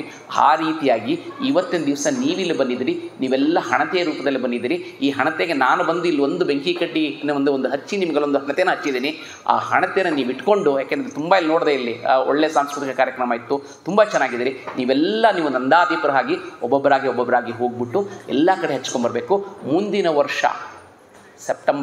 ಮುಂದಿನ ವರ್ಷ ಮೇ ಸಮಯದಲ್ಲಿ ಬಂದಾಗ ಎಲ್ಲ ಕಡೆಗೂ ಅಹಲ್ಯಾಬಾಯಿ ಹೋಳ್ಕರ್ ಅಂದರೆ ಎಲ್ಲರಿಗೂ ಗೊತ್ತಿರಬೇಕು. ಈ ರೀತಿಯ ನಾವು ಸಂಕಲ್ಪ ಮಾಡೋಣ. ಮಾಡ್ತೀನಿ ಅಂತ ಎಷ್ಟು ಜನ ಮಾಡ್ತೀರಿ ಅಂದರೆ ಜೋರಾದ ಒಂದು ಚಪ್ಪಾಳೆ ತಟ್ಟಿ. ವೆರಿ ನೈಸ್ ಅಂತ ಹೇಳಿದ್ರೆ ಮುಂದಿನ ವರ್ಷ ಖಂಡಿತವಾಗ್ಲೂ ಅಹಲ್ಯಾಬಾಯಿ ಹೋಳ್ಕರ್ ಇಡೀ ದೇಶಕ್ಕೆ ಗೊತ್ತಿರಬೇಕು ಅನ್ನೋದನ್ನು ಸಂಕಲ್ಪ ತೊಟ್ಟಿದ್ರಿ. ಅದರ ಬಗ್ಗೆ ಮಾಡೋಣ. ಇನ್ನು ಇವತ್ತಿಂದ ಮೊದಲನೇ ಅಧ್ಯಾಯ, ನಾನು ಎರಡನೇದಕ್ಕೆ ಬರ್ತಾ ಇದ್ದೀನಿ. ಎರಡನೇದಲ್ಲಿ ನಮಗೆಲ್ಲರಿಗೂ ಗೊತ್ತು ಗಣಪತಿ ಗಣೇಶ. ಸೊ ಗಣಪತಿ ಗಣೇಶ ನಿಮಗೆಲ್ಲರಿಗೂ ಗೊತ್ತು, ಅದನ್ನು ನಾನು ದೊಡ್ಡದಾಗಿ ಹೇಳಬೇಕಿಲ್ಲ. ಗಣೇಶ ಅಂತ ಹೇಳಿದ್ರೆ ಅವನ ಜನ್ಮದ ಬಗ್ಗೆ ಎಲ್ಲ ಹೇಳಕ್ಕೆ ಹೋಗೋದಿಲ್ಲ, ಆದರೆ ಒಂದು ಎರಡು ಸಣ್ಣ ಮಾಹಿತಿಗಳು ಹೇಳ್ಕೊಳ್ತು ಬರ್ತೀನಿ. ನಿಮಗೆಲ್ಲರಿಗೂ ಗೊತ್ತು ಗಣೇಶನ ಚೌತಿ ದಿವಸನೇ ಯಾಕೆ ಅಂದರೆ ಭಾದ್ರಪದ ಶುಕ್ಲ ಚೌತಿಯಲ್ಲೇ ಗಣೇಶನ ಹಬ್ಬ ಯಾಕೆ ಆರಂಭ ಮಾಡ್ತೀವಿ? ಎಷ್ಟು ಜನಕ್ಕೆ ಗೊತ್ತಿದೆ? ಯಾಕೆ ಅಂತ ಹೇಳಿದ್ರೆ ಚೌತಿಯಿಂದ ಗಣೇಶನ ಮಾಡ್ತೀವಿ. ಗಣೇಶನ ವಿಸರ್ಜನೆ ಯಾವಾಗ ಮಾಡ್ತೀವಿ ನಾವು? 11 ದಿವಸ ಚೌತಿ ಆದಮೇಲೆ 11 ದಿವಸಕ್ಕೆ ಚತುರ್ದಶಿ ಬರುತ್ತೆ. ಅನಂತನ ಚತುರ್ದಶಿ ಅಂತ ಹೇಳ್ತೀವಿ. ಅನಂತನ ಚತುರ್ದಶಿಯಿಂದ ನಾವು ಗಣೇಶನ ವಿಸರ್ಜನೆ ಮಾಡ್ತೀವಿ. ಹಾಗಾದರೆ ಯಾಕೆ ಹಾಗೆ 11 ದಿವಸ ಮಾಡಬೇಕು ಅಂತ ಹೇಳಿದ್ರೆ ಅದಕ್ಕೊಂದು ಸುಂದರವಾದ ಕಥೆ ಇದೆ. ಮಕ್ಕಳುಗಳಿದ್ದಾರೆ, ಆ ಮಕ್ಕಳಿರೋದನ್ನೊಂದು ಕಥೆ ಹೇಳ್ತೀನಿ ನೋಡಿ. ಅದು ಏನಪ್ಪ ಅಂತ ಹೇಳಿದ್ರೆ, ನಮಗೆಲ್ಲರಿಗೂ ಗೊತ್ತು, ಯಾವುದೇ ವಿದ್ಯೆ ನಾವು ಪೂಜೆ ಮಾಡಬೇಕಿದೆ, ಏನೇ ಕೆಲಸ ಮಾಡಬೇಕಿದ್ರೆ ನಾವು ಮೊದಲು ಪೂಜೆ ಮಾಡೋದು, ಆದ್ಯ ಪೂಜೆ ಸಲ್ಲೋದು ಗಣೇಶನಿಗೆ ಸಲ್ಲುತ್ತೆ. ಆ ಗಣೇಶ ಅವನು ಬುದ್ಧಿವಂತಕ್ಕೆ ಮತ್ತೊಂದು ಹೆಸರು, ಬುದ್ಧಿವಂತತನಕ್ಕೆ ಮತ್ತೊಂದು ಹೆಸರನ್ನೇ ಗಣೇಶ. ಹಾಗಾಗಿ ಏನಂತ ಹೇಳಿದ್ರೆ ನಮಗೆಲ್ಲರಿಗೂ ಗೊತ್ತು, ರಾಮಾಯಣ ಬರೆದವ್ರು ಯಾರು? ವಾಲ್ಮೀಕಿ ಮಹರ್ಷಿಗಳು ಬರೆದವರು. ಮಹಾಭಾರತ ಬರೆದವರು ವ್ಯಾಸರು. ಅವರು ವೇದಾನ ಒಟ್ಟಿಗೆ ವೇದ ಇದ್ದ ಅದನ್ನೆಲ್ಲಂದರೆ ಒಂದು 4 ಭಾಗಗಳಾಗಿ ಋಗ್ವೇದ, ಯಜುರ್ವೇದ, ಸಾಮವೇದ, ಅಥರ್ವಣ ವೇದ ಅಂತ 4 ವಿಭಾಗಗಳಾಗಿ ಮಾಡಿ ಸರಿಯಾದ ರೀತಿಯಲ್ಲಿ ಮಾಡಿದ್ದ ವಿಂಗಡಿಸ್ಕೊಟ್ಟಿದ್ರಿಂದ ಅವರು ವೇದವ್ಯಾಸರಾದರು. ಅವರು ಮಹಾಭಾರತನ ಬರೀತಾರೆ. ಅಂದರೆ ನಿಜವಾಗ್ಲೂ ಮಹಾಭಾರತ ಬರಲಿಲ್ಲ, ಅವ್ರು ಹೇಳಿದ್ರು. ಅದನ್ನು ಬರೆಯೋದಕ್ಕೆ ಅವ್ರು ದೊಡ್ಡ ಕಾವ್ಯ, ರಾಮಾಯಣಕ್ಕಿಂತ ಜಾಸ್ತಿ ಮಹಾಭಾರತ ತುಂಬ ದೊಡ್ಡದು. ಆ ದೊಡ್ಡದು ಬರೀಬೇಕಿದ್ರೆ ಅವ್ರು ನೋಡ್ತಾ ಇರ್ತಾರೆ, ಯಾರಾದರೂ ನನಗೆ ಗೊತ್ತಿರುವಂಥ ಕಥೆ ಬರೀಬೇಕು, ಇಷ್ಟು ದೊಡ್ಡ ಮಹಾಕಾವ್ಯನ ಬರೀಬೇಕು, ಯಾರಾದರೂ ಒಳ್ಳೆಯವರು ನನಗೆ ಬರೆಯೋಕ್ಕಿದ್ದಾರೆ ಅಂತ ಹುಡುಕೊಂಬರ್ತಾ ಇರಬೇಕಿದ್ರೆ ಇಡೀ ಪ್ರಪಂಚ ಎಲ್ಲ ನೋಡ್ತಾರೆ, 3 ಲೋಕ ನೋಡ್ತಾರೆ, ಎಲ್ಲ ನೋಡಿದಾಗ ಯಾರೂ ಸಿಕ್ಕಲ್ಲ. ಕಡೆಗೆ ಅವ್ರಿಗೆ ಏನಂತ ಹೇಳಿದ್ರೆ ಗಣೇಶನ್ನ ಹೋಗಿ ಕೇಳ್ತಾರೆ. ಗಣೇಶ ಬುದ್ಧಿವಂತ ಮತ್ತು ತುಂಬ ಬರೀತಾನೆ. ನಿಮ್ಗೆಲ್ಲರಿಗೂ ನೀವೆಲ್ಲ ದೊಡ್ಡ ದೊಡ್ಡ ಸರ್ಕಾರಿ ಕಚೇರಿಗಳಲ್ಲಿ ಅಥವಾ ಕೋರ್ಟ್ಗಳೆಲ್ಲ ಹೋದರೆ ಅಲ್ಲಿ ಜಡ್ಜ್ ಮುಂದೆ ಒಬ್ಬರು ಕೂತ್ಕೊಂಡು ಒಬ್ಬರು ಬರಿತಾ ಇರ್ತಾರೆ. ಅವ್ರು ಏನಂತ ಕರೀತಾರೆ? ಒಬ್ರು ಬರಿತಾ ಇರ್ತಾರಲ್ಲ, ಏನೊಬ್ರು ಅವ್ರು ಜಡ್ಜ್ ಏನೇನು ಹೇಳ್ತಾ ಇರ್ತಾರೋ ಬರಿತಾ ಇರ್ತಾರೆ. ಏನು ಹೇಳ್ತಾರೆ ಅವ್ರಿಗೆ? ಸ್ಟೆನೋಗ್ರಾಫರ್ ಅಂತ ಕರೀತಾರೆ. ಅಂದರೆ ಕನ್ನಡದಲ್ಲಿ ಹೇಳಬೇಕಿದ್ರೆ ಶೀಘ್ರ ಲಿಪಿಗಾರ್ತಿ ಅಂತ. ಅಂದರೆ ಮಾತಾಡ್ತಾ ಇರ್ಬೇಕು, ನಾವೆಲ್ಲ ಮಾತಾಡ್ಕೊಳ್ಬೇಕಿದ್ರೆ ಸುಮಾರು ಅವ್ರು ಮಾತಾಡ್ತಾ ಇರೋವಾಗ ಬರಿತಾ ಇರಬೇಕು. ಅವರು 350, 450, 500 ಪದಗಳು ಒಂದೊಂದು ನಿಮಿಷದಲ್ಲಿ 500 ಪದಗಳನ್ನ ಬರ್ಕೊಳ್ಳೋಷ್ಟು ಶಕ್ತಿ ಸಾಮರ್ಥ್ಯ ಇರುತ್ತೆ. ಆ ರೀತಿ ಯಾರಪ್ಪ ಇದ್ದಾರೆ ಅಂತ ಹೇಳಿದ್ರೆ ಪ್ರಪಂಚದ ಮೊಟ್ಟ ಮೊದಲ ಸ್ಟೆನೋಗ್ರಾಫರ್ ಯಾರಾದರೂ ಇದ್ದಾರೆ ಅಂದರೆ ಅದು ಗಣೇಶ. ಯಾಕೆ ಅಂತ ಹೇಳಿದ್ರೆ ಗಣೇಶನ ಹೋಗಿ ನಮಸ್ಕಾರ ಮಾಡ್ತಾರೆ, ವ್ಯಾಸರು ಹೋಗಿ ನಮಸ್ಕಾರ ಮಾಡ್ತಾರೆ. ಅಪ್ಪ, ನಾನು ದೊಡ್ಡ ಮಹಾಕಾವ್ಯ ಬರೀತಾ ಇದ್ದೀನಿ, ನೀನು ಬಂದು ಮಾಡಬೇಕು ಅಂತ ಹೇಳ್ತಾನೆ. ಆದರೆ ದೇವರು ಅಲ್ವಾ, ಸ್ವಲ್ಪ ಈಗೋಗಳು ಇರುತ್ತಲ್ವ ಎಲ್ಲರೂ, ಏನು ಮಾಡಬೇಕಿದ್ರೆ ಅಂತ ಈಗೋ ಇರುತ್ತೆ. ಹಾಗೆ ಅಂತ ಹೇಳಿದ್ರೆ ಆಯಿತು ನಾನು ಬರಿತೀನಿ, ಆದರೆ ಒಂದು ಷರತ್ತು ಮೇಲೆ ಅಂತಾರೆ. ಏನು ಷರತ್ತು ಅಂತ ಹೇಳಿದ್ರೆ ನಾನು ತುಂಬ ವೇಗವಾಗಿ ಬರಿತೀನಿ. ತುಂಬ ವೇಗವಾಗಿ, ಎಷ್ಟು ವೇಗವಾಗಿ ಬರಿತೀನಿ ಅಂತ ಹೇಳಿದ್ರೆ ನೀವು ನಿಲ್ಲಿಸಬಾರದು. ಅಕಸ್ಮಾತ್ ಏನಾದರೂ ನೀವು ನಿಲ್ಲಿಸ್ಬಿಟ್ರೆ ಅಲ್ಲೇ ಬಿಟ್ಟು ಹೋಗ್ತೀನಿ ಅಂತಾನೆ. ವ್ಯಾಸ ಏನು ಹೇಳ್ತಾರೆ? ಒಪ್ಕೊಳ್ಬೇಕಲ್ವಾ, ಬರೆಯೋರೆಲ್ಲ ಒಪ್ಕೊಳ್ಬೇಕು. ಒಪ್ಕೋತೀನಿ, ಆದರೆ ನನ್ನ ಕಡೆಯಿಂದನೂ ಒಂದು ಷರತ್ತಿದೆ ಅಂತಾರೆ. ಏನು ಅಂತ ಹೇಳಿದ್ರೆ ನೋಡಿ, ಅವ್ರಿಗೆ ಯೋಚನೆ ಮಾಡಬೇಕಲ್ಲ, ಅದಕ್ಕೋಸ್ಕರ ಹೇಳ್ತಾರೆ ಒಂದು ಕೆಲಸ ಮಾಡೋಣ, ನಾನು ನಿಲ್ಲಿಸದಲ್ಲೇ ಹೇಳ್ತೀನಿ, ಆದರೆ ನೀವು ಬರೀಬೇಕಿದ್ದರೆ ಸುಮ್ಮನೆ ಹೇಳಿದಂಗೆ ಬರ್ಕೋಬಾರ್ದು, ನಾನು ಏನು ಹೇಳ್ತೀನಿ ಅದನ್ನು ಅನುಭವಿಸಿ ಬರೀಬೇಕು ಅಂತಾರೆ. ಅನುಭವಿಸಿ ಬರೀಬೇಕು ಅಂತ ಇವಾಗ ನಾನು ಮಾತಾಡ್ತಾ ಇದ್ದೀನಿ, ನಾನು ಏನೋ ಓದ್ಕೊಂಬಂದಿದ್ದೀನಿ, ನಾನು ಮಾತಾಡ್ತಿದ್ದೀನಿ, ನಾನು ಮಾತಾಡ್ತಿರೋದು ನೀವು ಅರ್ಥ ಮಾಡ್ಕೊಂಡು ನೀವು ಮನಸ್ಸನ್ನು ಮನನ ಮಾಡ್ಕೊಳ್ತೀರಲ್ವಾ, ಅವಾಗಲೇ ತಾನು ಅನುಭವಿಸೋದು ನೀವು. ನಿಮ್ಗೆ ಅರ್ಥ ಆಗೋದಂದರೆ ಆ ಒಂದು ಗ್ಯಾಪ್ ಆಫ್ ಒಂದು 3 ಸೆಕೆಂಡ್, 5 ಸೆಕೆಂಡ್, 10 ಸೆಕೆಂಡ್ ಬೇಕಲ್ಲ, ಆ 10 ಸೆಕೆಂಡ್ ಟೈಮ್ ಸಿಗುತ್ತೆ ಅನ್ನೋದು ವ್ಯಾಸರದ್ದು. ಒಪ್ಕೊಳ್ತಾರೆ ಇಬ್ಬರೂ. ಒಪ್ಕೊಂಡು ಮಹಾಭಾರತ ಬರೆಯೋದಕ್ಕೆ ಶುರು ಮಾಡಿದ ದಿನಾನೇ ಭಾದ್ರಪದ ಶುಕ್ಲದ ಚೌತಿ. ಅವತ್ತಿನ ದಿವಸ ಸತತವಾಗಿ 24 ಗಂಟೆಗಳನ್ನು 1 ನಿಮಿಷನೂ ಬಿಡದಲ್ಲೇ ಬರಿತಾ ಹೋಗ್ತಾರೆ. ಇವ್ರು ಹೇಳ್ತಾ ನಿರರ್ಗಳವಾಗಿ ಹೇಳ್ಕೊಡ್ತಾನೆ. ಗಣೇಶ ಬರಿತಾ ಇರ್ತಾನೆ. ಅವತ್ತಲ್ಲಿ ನಮ್ಮ ಈ ಥರ ಪೆನ್ಗಳೆಲ್ಲ ಇರ್ತಿಲ್ಲ, ಅವತ್ತು ಲೇಖನಿ ಇರ್ತಿತ್ತು, ಒಂದರಲ್ಲಿ ಅಲ್ಲೊಂದು ಶಾಯಿ ಇರ್ತಿತ್ತು, ಶಾಯಿ ಅದು ಬರೀಬೇಕು. ಇಷ್ಟು ಬರಿತಾ ಇರಬೇಕಿದ್ರೆ ಆ ಬರೆಯೋ ವೇಗ ಎಷ್ಟಪ್ಪ ಇರತ್ತೆ ಅಂತ ಹೇಳಿದ್ರೆ ಅವನ ಲೇಖನಿನೇ ಮುರಿದು ಹೋಗುತ್ತೆ. ಆ ಲೇಖನಿ ಮುರಿದು ಹೋದಾಗ ಏನಾಗುತ್ತೆ? ನಿಂತು ಹೋಗ್ಬಿಡತ್ತಲ್ವಾ, ನಿಂತೋದ್ರೆ ಸೋತೋಗ್ತಾನಲ್ವ ಇವನು. ಒಂದು ಗಣೇಶ ಸೋತು ಹೋಗ್ಬಿಡ್ತಾನೆ, ಎರಡನೇದು ಅವನು ಮಹಾಕಾವ್ಯ ನಿಂತು ಹೋಗ್ಬಿಡುತ್ತೆ. ಯಾರೂ ನಿಲ್ಲಿಸಬಾರ್ದು, ಇಬ್ಬರು ನಿಲ್ಲಿಸಬಾರ್ದು ಅಂತಲ್ಲ. ಆಗೇನು ಮಾಡ್ತಾರೆ ಅಂದರೆ ಗಣೇಶ ಥಕ್ಕಂತ ತನ್ನ ದಂತ ಇರುತ್ತಲ್ಲ, ಆ ದಂತನ ಮುಕ್ಕೊಂಡು ಅದ್ರಲ್ಲಿ ಬರೆಯೋಕ್ಕೆ ಶುರು ಮಾಡ್ತಾನೆ. ಹಾಗಾಗಿ ಗಣೇಶನ ಹೆಸರು ಅಂತ ಬಂತು? ಏಕದಂತ ಅಂತ ಬಂತು. ಗಣೇಶ ಏಕದಂತ ಅಂತ ಬಂದಿದ್ದು ಹೀಗಾಗಿ ಅವನೇನು ಮಾಡ್ತಾನೆ, ತನ್ನ ಹಲ್ಲನ್ನೇ ಮುರ್ಕೊಂಡು, ದಂತನೇ ಮುರ್ಕೊಂಡು ಅದರಲ್ಲೇ ಮಹಾಭಾರತ ಬರೀತಾನೆ. ಹೀಗೆ ಬರೀದು ಬೇಕಿದ್ದರೆ ಸುಮಾರು 11 ದಿನಗಳ ಕಾಲ ಸತತವಾಗಿ ಆದಮೇಲೆ ಆ ಬರೀತಾ ಇರಬೇಕಿದ್ರೆ ಆ ವೇಗ ಯಾಕಂತೆಲ್ಲ ಅಲ್ಲಿ ಇಡೀ ಆ ದೇಹದ ಅವರು ಬರಿತಾ ಇರ್ತಾರಲ್ಲ, ಅವ್ರು ಹೇಳಿದ್ದು ಇವರು ಬೇರೆ ಅದೆಲ್ಲ ಇಡೀ ದೇಹ ಎಲ್ಲ ಬಿಸಿ ಬಿಸಿ ಬಿಸಿ ಬಿಸಿ ಬಿಸಿ ಹಾಗೆ ಎಲ್ಲಿವರೆಗೂ ಅಂತ ಹೇಳಿದ್ರೆ ಇಡೀ ಆಕಾಶನೇ ಸುಡೋಷವು ಆಗಿಬಿಡತ್ತೆ. ಪಥ ಸುಟ್ಟಾಗಿ ಬಿದ್ದರೆ ಎಲ್ಲರೂ ಆ ಬಗೆಯಾಗಿ ಎಲ್ಲರೂ ಬಂದು ನೋಡ್ತಾ ಇರ್ತಾರೆ, ಏನಾಗ್ತದೆ ಅಂತೆಲ್ಲ ದೇವಾನ ದೇವತೆಗಳೆಲ್ಲ ನೋಡ್ತಾ ಇರ್ತಾರೆ. 11 ದಿವಸ ಆದಮೇಲೆ ಎಲ್ಲ ಬರೆದು ಮುಗಿಸಿದ ಮೇಲೆ ಆ ದೇಹನ ತಣ್ಣಗೆ ಮಾಡಬೇಕಲ್ವಾ? ನಾವೇನು ಮಾಡ್ತೀವಿ? ಕಾವಲಿ ಬಿಸಿಯಾಗಿದ್ರೆ ಏನು ಮಾಡ್ತೀವಿ? ಕಾವಲಿಗೆ ನೀರು ಹಾಕಿದ ತಕ್ಷಣ ತಣ್ಣಗಾಗ್ಬಿಡುತ್ತೆ. ಕೈ ಬಿಸಿಯಾಗಿದ್ದ ತಕ್ಷಣ ಏನು ಮಾಡ್ತೀವಿ ನಾವು? ಕೈ ಸುಟ್ಟಿದ್ರೆ ನೀರಲ್ಲಿ ಹಾಕ್ತೀವಲ್ವಾ? ಅದನ್ನೇ ಏನು ಮಾಡ್ತಾರೆ ಅಂತ ಹೇಳಿದ್ರೆ, ಬಾಲ ಗಣೇಶನ ಕರ್ಕೊಂಡು ಹೋಗಿ ಅಲ್ಲಿದ್ದಂಥ ನಮ್ಮ ಏನು ಸರಸ್ವತಿ ನದಿ, ಗುಪ್ತ ನದಿ ಆಗಿರುತ್ತೆ, ಗುಪ್ತಗಾಮಿನಿಯಾಗಿ ಹರಿತಾ ಇರುತ್ತೆ. ಆ ಸರಸ್ವತಿ ನದಿಲಿ ಕರ್ಕೊಂಡು ಹೋಗಿ, ವ್ಯಾಸರು ಕರ್ಕೊಂಡು ಹೋಗಿ ಗಣೇಶನ್ನ ಒಂದು ಸತಿ ಮುಳುಗಿಸಿ ಎತ್ತುತ್ತಾರೆ, 2ನೇ ಸತಿ ಮುಳುಗಿಸಿ ಎತ್ತುತ್ತಾರೆ, 3ನೇ ಸತಿ ಮುಳುಗಿಸ್ತಾರೆ.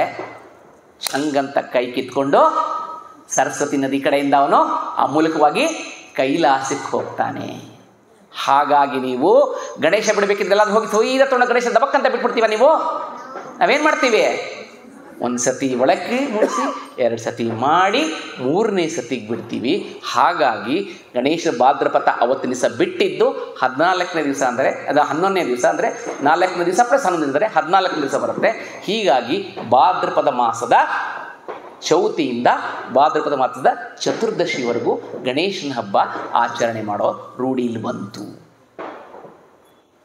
ಇನ್ನು ಈ ಗಣೇಶ ನಮಗೆ ಗೊತ್ತು, ಅವನು ಕತ್ತರಿಸಿದ ತಕ್ಷಣ, ತಲೆ ಕತ್ತರಿಸಿದ ತಕ್ಷಣ ನಮಗೆ ಗೊತ್ತು, ತರಿಸಿದ ತಕ್ಷಣ ಆಕೆ ಒಂದು ಮಿತ್ ಇದೆ, ನಿಮ್ಗೆ ಎಲ್ಲರಿಗೂ ಒಂದು ಹೇಳಬೇಕಲ್ಲ, ಚಿಕ್ಕ ಮಕ್ಕಳುಗಳೆಲ್ಲ ಇದ್ದೀರಿ, ಅದಕ್ಕೋಸ್ಕರ ಹೇಳ್ತಾ ಇದ್ದೀನಿ. ನಾವು ಗಣೇಶನ ಹೇಗೆ ಸೃಷ್ಟಿ ಮಾಡಿದ್ಲು ಅಂತ ಹೇಳಿದ್ರೆ, ಗಣೇಶ ಹುಟ್ಟಿದ್ದು ಪಾರ್ವತಿ ಯಾವಾಗಲೂ ಅಂತ ಹೇಳಿದ್ರೆ ಅಪ್ಪ ಅಮ್ಮ ಇರಬೇಕಲ್ವ. ಆದರೆ ಗಣೇಶನಿಗೆ ಮಾತ್ರ ಅವನು ತಾಯಿ ಮಾತ್ರ ಇದ್ದ, ತಂದೆ ಅಲ್ಲ. ಶಿವ ಅವನಿಗೆ ನೇರವಾದ ತಂದೆ ಅಲ್ಲ, ಯಾಕಂದರೆ ಪಾರ್ವತಿ ತನ್ನ ದೇಹದ ಇಂದ ಹುಟ್ಟು ಮಾಡಿದೆ. ಎಲ್ಲರೂ ಏನು ಹೇಳ್ತಾರೆ ಅಂತ ಹೇಳಿದ್ರೆ, ತನ್ನ ಆಕೆಯ ಮೈ ಮೇಲಿದಂಥ ಕೋಳೆಯಿಂದ ಸೃಷ್ಟಿ ಮಾಡ್ದ ಅಂತ ಕೇಳ್ತಾರೆ. ಅಲ್ಲಿರುವಂಥ ಚಿಕ್ಕ ಹುಡುಗಿ ಕೇಳ್ತಾಳೆ, ಹಾಗಿದ್ರೆ ಪಾರ್ವತಿ ಸ್ನಾನನೇ ಮಾಡ್ತಿರ್ಲಿಲ್ವಾ? ಪಾರ್ವತಿ ಅಷ್ಟು ಗಲೀಜಾ ಅಂತ ಕೇಳ್ತಾಳೆ. ಹೌದು ಅಲ್ವಾ? ಆದರೆ ನಿಜವಾದ ವಿಷಯ ಏನಪ್ಪ ಅಂತ ಹೇಳಿದ್ರೆ, ಆಗಿನ ಕಾಲದಲ್ಲಿ ಇವಾಗಿಂತ ಲಕ್ಸ್ ಸೋಪ್ ಇರ್ತಿರ್ಲಿಲ್ಲ, ಆಗಿನ ಕಾಲದಲ್ಲಿ ಪಿಯರ್ಸ್ ಸೋಪ್ ಇರ್ತಿರ್ಲಿಲ್ಲ, ಮೈಸೂರು ಸ್ಯಾಂಡಲ್ ಅಂತೂ ಇಲ್ಲೇ ಇಲ್ಲ ಅಲ್ವಾ? ಅವಾಗೆಲ್ಲ ಏನು ಬಳಸ್ತಾ ಇದ್ರು? ಅಕ್ಕಿ ಹಿಟ್ಟು, ಅರಿಶಿನ, ಚಂದನ ಇದೆಲ್ಲ ಪುಡಿ ಮಾಡಿ ಅದರಿಂದ ಒಂದು ರೀತಿಯಾದ ಲೇಹ್ಯ ತರ್ಕೊಂಡು, ಒಂದು ಲೇಪನ ತಗೊಂಡು ಅದನ್ನು ಅವಳು ಹಚ್ಕೊಳ್ತಾ ಇದ್ಲು. ಅವಾಗ ಮೈಕಾಂತಿ ಎಲ್ಲ ಚೆನ್ನಾಗಿರ್ತಿತ್ತು, ಚೆನ್ನಾಗಿ ಕಾಣಿಸ್ತಾ ಇದ್ರು. ಆ ರೀತಿ ಕಾಣಿಸ್ತಾ ಇರಬೇಕೆಂದರೆ ಗಣೇಶ ಹುಟ್ಟಿದ್ದು ಪಾರ್ವತಿಯ ಮೈಕೊಳೆಯಿಂದಲ್ಲ, ಅವನು ಹುಟ್ಟಿದ್ದು ಆ ಚಂದನದ ಲೇಪನದಿಂದ. ಸಗಣಿ ಜೊತೆ ಸರ್ಸಾಟಕ್ಕಿನ್ನ ಗಂಧದೊಡನೆ ಗುದ್ದಾಟ ಲೇಸು ಅಂತಿದೆ. ಅಂದರೆ ಗಣೇಶ ಒಬ್ಬ ಸುಮುಖ, ಒಳ್ಳೆ ಮುಖ ಇದ್ದಾನೆ ಅಂತ ಹೇಳಿದ್ರೆ, ಅವನು ಚಂದನದಿಂದ, ಅದು ಕೆಂಪು ಬಣ್ಣ ಯಾಕಿರ್ತಾನೆ ಅಂದರೆ, ಗಣೇಶನ ಬಣ್ಣ ಅಂದರೆ ಕೆಂಪು ಬಣ್ಣ, ಅವನು ರಕ್ತ ಚಂದನದಿಂದ ಅವನು ಹುಟ್ಟಿದ್ದು. ಹಾಗಾಗಿ ನೀವು ನಿಜವಾದ ಗಣೇಶ ನೋಡಬೇಕು ಅಂತ ಹೇಳಿದ್ರೆ, ನೀವು ಚಂದನದ ಗಣೇಶ ನಮ್ಮ ಮೈಸೂರು ಅರಮನೆಯಲ್ಲಿದೆ, ರಕ್ತ ಚಂದನದಿದೆ, ಅದು ನಿಜವಾದ ಗಣೇಶ. ಮತ್ತು ಅದಲ್ಲದಲ್ಲೇ ನಮ್ಮ ಶೃಂಗೇರಿಯಲ್ಲಿ ಪ್ರತಿ ದಿವಸ ನಮ್ಮ ಗುರುಗಳು ಪೂಜೆ ಮಾಡೋಂಥದ್ದು ಅದು ಕೆಂಪು ಬಣ್ಣದ್ದು. ಯಾಕೆ ಗಣೇಶ ಕೆಂಪು ಬಣ್ಣ ಅಂತ ಹೇಳಿದ್ರೆ, ಈ ರೀತಿಯಾಗಿ ಮಕ್ಕಳಿಗೆ ಇದು ಗೊತ್ತಿರಲಿ ಅಂತ ವಿಷಯ ಹೇಳಿದೆ. ಈ ಗಣಪತಿ ಇರ್ತಾನಲ್ಲ, ಅವನ್ನೇನಂತ ಹೇಳಿದ್ರೆ, ಪ್ರತಿ ಸಲ ಅಂದಿನಿಂದ ಅವನಿಗೆ ಗಣೇಶನಂದರೆ ಪ್ರತಿಯೊಂದು ಪೂಜೆ ಮಾಡಬೇಕಿದ್ರು ಅವಾಗ ಪಾರ್ವತಿ ಕೇಳ್ಕೊಳ್ತಾಳೆ, ನೀವೆಲ್ಲ ಕೊಂದುಬಿಟ್ರಿ, ಅವನಿಗೇನು ಜೀವ ಕೊಟ್ಟರೆ ಏನಾದರೂ ಅವ್ನು ಕೊಡಬೇಕಲ್ಲ ಅಂತ ಹೇಳಿದಾಗ, ಗಣಪತಿ ಅಂತ ಹೇಳಿದ್ರೆ ತನ್ನ ಗಣಗಳಿಗೆ ಅಧಿಪತಿ ಮಾಡೋದಕ್ಕೋಸ್ಕರ ಅವನು ಗಣಪತಿ ಅಂತ ಹಾಕ್ತಾನೆ. ಮತ್ತು ಈಶ ಅಂದರೆ ರಾಜ ಅಂತಾನೆ, ಎಲ್ಲ ಗಣಗಳಿಗೆ ರಾಜ, ಹಾಗಾಗಿ ಗಣೇಶ ಅಂತ ಹಾಕ್ತಾನೆ. ಆ ಗಣೇಶನಿಗೆ ಅಗ್ರ ಪೂಜೆ ಮಾಡಬೇಕಿದ್ರೆ ಎಲ್ಲರ ಮನೆಗಳಲ್ಲೂ ಗಣೇಶನ ಪೂಜೆ ಮಾಡೋದು ಅವತ್ತಿಂದ ಶುರುವಾಗುತ್ತೆ. ಆ ಗಣೇಶನ ಪೂಜೆ ಎಲ್ಲಿರುತ್ತೆ ಅಂತ ಹೇಳಿದ್ರೆ, ಬರೀ ಮನೆಗಳಲ್ಲೇ ಇರುತ್ತೆ. ನಮಗೆಲ್ಲರಿಗೂ ಗೊತ್ತು, 7ನೇ ಶತಮಾನದಿಂದ ನಮಗೆ ಅಂದರೆ ಆಕ್ರಮಣ ನಡೀತಾ ಇತ್ತು ನಮ್ಮ ಭಾರತದ ಮೇಲೆ. 7ನೇ ಶತಮಾನದಿಂದ ಆಕ್ರಮಣ ನಡೀತಾ ಇತ್ತು. ನಾವೆಲ್ಲ ಪಠ್ಯಪುಸ್ತಕಗಳಂದರೆ ಭಾರತೀಯರು ಅಂತ ಹೇಳಿದ್ರೆ ನಾವೆಲ್ಲರೂ ಕ್ಷಾತ್ರ ತೇಜ ಏನೇ ಇಲ್ಲ, ನಾವೆಲ್ಲರೂ ಬರೀ ಅವ್ರು ಬಂದರು, ಬೇರೆಯವ್ರು ಬಂದರು, ನಮ್ಮನ್ನ ಆಳ್ಕೊಂಡು ಹೋದ್ರು, ನಮ್ಮ ದಬ್ಬಾಳಿಕೆ ಮಾಡ್ಕೊಂಡೋದ್ರು, ನಮ್ಮ ಮೇಲೆ ಅತ್ಯಾಚಾರ ಮಾಡಿದ್ರು ಅಂತ ಇದೆ. ಆದರೆ ಎಲ್ಲರಿಗೂ ಗೊತ್ತಿರಲಿ, 7ನೇ ಶತಮಾನದಲ್ಲಿ ನಮಗನ್ನೇ ಆಕ್ರಮಣ ಮಾಡಿದಾಗ 12ನೇ ಶತಮಾನದವರೆಗೂ ಅಂದರೆ ಸುಮಾರು 5 ಶತಮಾನಗಳವರೆಗೂ ನಮ್ಮ ರಾಜರುಗಳು ಅವ್ರನ್ನ ತಡೀತಾ ಬಂದರು. ಅಂದರೆ ಅದು ಕಥೆ ಯಾರಿಗೂ ಗೊತ್ತೇ ಇಲ್ಲ. ಹಾಗಾಗಿ ಆ ಜೋರಾದರ ಚಪ್ಪಾಳೆ ಬರಲಿ, ಆ 5 ಶತಮಾನಗಳ ಕಾಲ ನಮ್ಮ ದೇಶನ ರಕ್ಷಣೆ ಮಾಡಿದಂಥವ್ರಿಗೆ. ಅದಾದಮೇಲೆ ಏನು ಮಾಡಿದ್ರು ಅಂತ ಹೇಳಿದ್ರೆ, ನಮ್ಮಲ್ಲಿ ಎಲ್ಲರಲ್ಲೊಂದು ಇರುತ್ತಲ್ವಾ, ಇಲ್ಲಿ ಹೇಳಿದ ತಕ್ಷಣ ನೀವು ಹೇಳ್ತೀರಿ, ನೀ ಯಾವ ಜಾತಿ ಅಂದ ತಕ್ಷಣ ಅವನೊಂದು ಜಾತಿ ಹೇಳ್ತಾರೆ, ನೀವು ಯಾವ ಜಾತಿ ಅಂದ್ರೆ ಅವ್ರೊಂದು ಜಾತಿ, ಅವರೊಂದು ಜಾತಿ, ಅಲ್ಲೊಂದು ಜಾತಿ ಜಾತಿ ಅವ್ರು ಅಂತ ಹೇಳಿದ್ರೆ ಆ ಜಾತಿಯಲ್ಲಿ ವಿಂಗಡಣೆ ಮಾಡ್ಕೊಂಬಂದರು. ಹಾಗೆ ಅಲ್ಲೇ ಮಾಡಿ ನಮ್ಮಲ್ಲೇ ಒಡಕು ತೊಗೊಂಬಂದರು. ಒಗ್ಗಟ್ಟು ಇಲ್ಲದೆ ಇದ್ದದ ಕಾರಣ 12 ಮತ್ತು 13ನೇ ಶತಮಾನಗಳಲ್ಲಿ ನಮ್ಮ ಮೇಲೆ ದಬ್ಬಾಳಿಕೆ ಬಂತು. ಒಬ್ಬೊಬ್ಬರಾಗಿ ಬಂದು ನಮ್ಮನ್ನು ಆಳ್ವಿಕೆ ಮಾಡ್ಕೊಂಡು ಬಂದರು. ಇದೇ ರೀತಿ ಬಂದರು, ಎಲ್ಲರೂ ಬಂದು ಮೊಘಲರು ಬಂದರು, ಅದಾದಮೇಲೆ ಅರಬರು ಬಂದರು, ಡಚ್ಚರು ಬಂದರು, ಹೂಣರು ಬಂದರು, ಫ್ರೆಂಚರು ಬಂದರು. ಕಡೆಯದಾಗಿ ಅಂತಿಮವಾಗಿ ಬಂದವರೇ ವ್ಯಾಪಾರಕ್ಕೆ ಅಂತ ಬಂದವರು ಬ್ರಿಟಿಷರು. ಸುಮಾರು 250-300 ವರ್ಷಗಳ ಕಾಲ ನಮ್ಮನ್ನು ಆಡುತ್ತಿದ್ರು, ನಮ್ಮ ದಾಸ್ಯದಲ್ಲಿ ಇಟ್ಕೊಂಡ್ರು. ಆ ದಾಸ್ಯದಲ್ಲಿ ಇಟ್ಕೊಳ್ಬೇಕಿದ್ರೆ ನಮ್ಮನ್ನು 1857 ಏನಾಯಿತು? 1857 ಪ್ರಥಮ ಸ್ವಾತಂತ್ರ್ಯ ಸಂಗ್ರಾಮ. ಜೋರದ ಚಪ್ಪಾಳೆ ಬರಲಿ ಆಕೆ ಆ ಚಿಕ್ಕ ಪುಟ್ಟ ಹುಡುಗಿಗೆ. ಯಾಕೆ ಅಂತ ಹೇಳಿದ್ರೆ, ಒಂದು ಹುಡುಗಿ ಬಂದು ಪ್ರಥಮ ಸ್ವಾತಂತ್ರ್ಯ ಸಂಗ್ರಾಮದ ಬಗ್ಗೆ ಹೇಳ್ತಾ ಇದ್ದಾಳೆ ಅಂತ ಹೇಳಿದ್ರೆ, ಈ ಕಾವೇರಿಯ ಬಳಗದ ಯಾವ ರೀತಿಯ ಬೌದ್ಧಿಕ ಮಟ್ಟ ಯಾವ ರೀತಿ ಇದೆ, ಹಾಗಾಗಿ ಒಂದು ಜೋರಾದ ಚಪ್ಪಾಳೆ. ಯಾಕೆಂದ್ರೆ ನಾವು ಕ್ಲಾಸಲ್ಲಿ ಓದ್ತೀವಿ, ಅದನ್ನ ಸಿಪಾಯಿ ದಂಗೆ ಅಂತ ಓದ್ತೀವಿ ನಾವು. ನಮಗೆ ಬರ್ಸ್ಕೊಟ್ರೆ ಇತಿಹಾಸದಲ್ಲಿ ಏನು ಬರ್ಕೊಟ್ಟಿಯಾರ ನಮ್ಗದು? ಮಂಗಲ್ ಪಾಂಡೆ ಅಂತಿದ್ದ, ಅವನು ಸಿಪಾಯಿ ದಂಗೆ ಅಂತ ಓದ್ತೀವಿ. ಇಲ್ಲಿ ಹುಡುಗಿ ಹೇಳಿದ್ದೇನು ಹೇಳ್ದವಳು? ಪ್ರಥಮ ಸ್ವಾತಂತ್ರ್ಯ ಸಂಗ್ರಾಮ ಅಂತ ಹೇಳಿದ್ಲು. ಇದು ಬೇಕಾಗಿರೋದು ನಮಗೆ ಇವತ್ತಿನ ದಿವಸಕ್ಕೆ. ಆ ಪ್ರಥಮ ಸ್ವತಂತ್ರ ಸಂಗ್ರಾಮ ಆದ್ಮೇಲೆ ಇಡೀ ದೇಶಾದ್ಯಂತ ಎಲ್ಲ ಕಡೆನೂ ಸ್ವತಂತ್ರದ ಕಿಚ್ಚು ಹತ್ಕೊಳುತ್ತೆ. ಆದರೆ ಅದನ್ನು ಮುಂದೂಡ್ಸಕ್ಕೆ ಯಾರೋ ಒಬ್ರು ಬೇಕಲ್ವಾ? ಇವತ್ತೊಂದು ದಿವಸ ಒಂದು ಮಾತು ಹೇಳ್ತೀನಿ. ಈ ರಸ್ತೆಯಲ್ಲಿ ಇದ್ದಿರಲ್ಲ, ಈ ಗಣೇಶನ ಹಬ್ಬದ ಹೊರತಾಗಿ ಎಷ್ಟು ಸತಿ ಈ ರಸ್ತೆಯಲ್ಲಿ ಇರೋರೆಲ್ಲ ಈ ರೀತಿ ಒಟ್ಟಿಗೆ ಸೇರ್ಕೊಳ್ತೀರಿ? ಕೈ ಎತ್ತಿ ಹೇಳಿ ನೋಡೋಣ. ಸೇರೋದೇ ಇಲ್ಲ ಅಲ್ವಾ? ಓಕೆ, ಇನ್ನೊಂದು ಪ್ರಶ್ನೆ ಕೇಳ್ತೀನಿ. ಇಲ್ಲೆಲ್ಲ ಬಂದಿದ್ರಲ್ಲ, ಇಡೀ ಇಷ್ಟು ಜನ ಬಂದಿದ್ರಲ್ಲ, ಇದೆಲ್ಲ ಬಂದಿರೋರಲ್ಲ, ಸುಮಾರು ನಿಮ್ಮ ರಸ್ತೆಯವರೇ ಬಂದಿದ್ದಾರಲ್ಲ, ಇಲ್ಲೆಲ್ಲರಿಗೂ ಎಲ್ಲರ ಹೆಸರು ಗೊತ್ತಿದೆಯಾ? ಗೊತ್ತೇ ಇಲ್ಲ. ನಮ್ಮ ಅಕ್ಕಪಕ್ಕದ ಮನೆಯವ್ರ ಹೆಸರೇ ಗೊತ್ತಿಲ್ಲ, ನಮ್ಮ ಅಕ್ಕಪಕ್ಕದವರೇ ಗೊತ್ತಿಲ್ಲ. ಇನ್ನೇನ ಮಾಡ್ತೀವಿ ನಾವು? ಇದೇ ಅವತ್ತು ಹಾಗೆ ಇರುತ್ತೆ. ಆಗ ಇವ್ರನ್ನೆಲ್ಲರನ್ನೂ ಒಟ್ಟಿಗೆ ತರಬೇಕು ಅಂದರೆ ಏನು ತರಬೇಕು ಅಂತ ಹೇಳಿದಾಗ, ಹಬ್ಬ ಹರಿದಿನಗಳು. ನಮ್ಮ ಮನೇಲಿ ನಾವೇನು ಮಾಡ್ತೀವಿ? ಗೌರಿ ಹಬ್ಬ ಮಾಡ್ಬೇಕಾದ್ರೆ ನಾವು ಬರೀ ನಮ್ಮಲ್ಲಿ ಗೌರಿ ಹಬ್ಬ ಮಾಡ್ಕೊಳ್ತೀವ? ಗೌರಿ ಹಬ್ಬ ಆದ್ಮೇಲೆ ಏನು ಮಾಡ್ತೀವಿ? ಸಂಜೆ ಎಲ್ಲಾನು ಕರಿತೀವಿ. ಗಣೇಶ ಕೂಡಿಸಿದ್ಮೇಲೆ ಎಲ್ಲಾರನ್ನೂ ಕರಿತೀವಿ. ನಮ್ಮ ಮನೆಯಲ್ಲಿ ವಿಸರ್ಜನೆ ಇದೆ, ಬನ್ನಿ ಅಂತೀವಿ.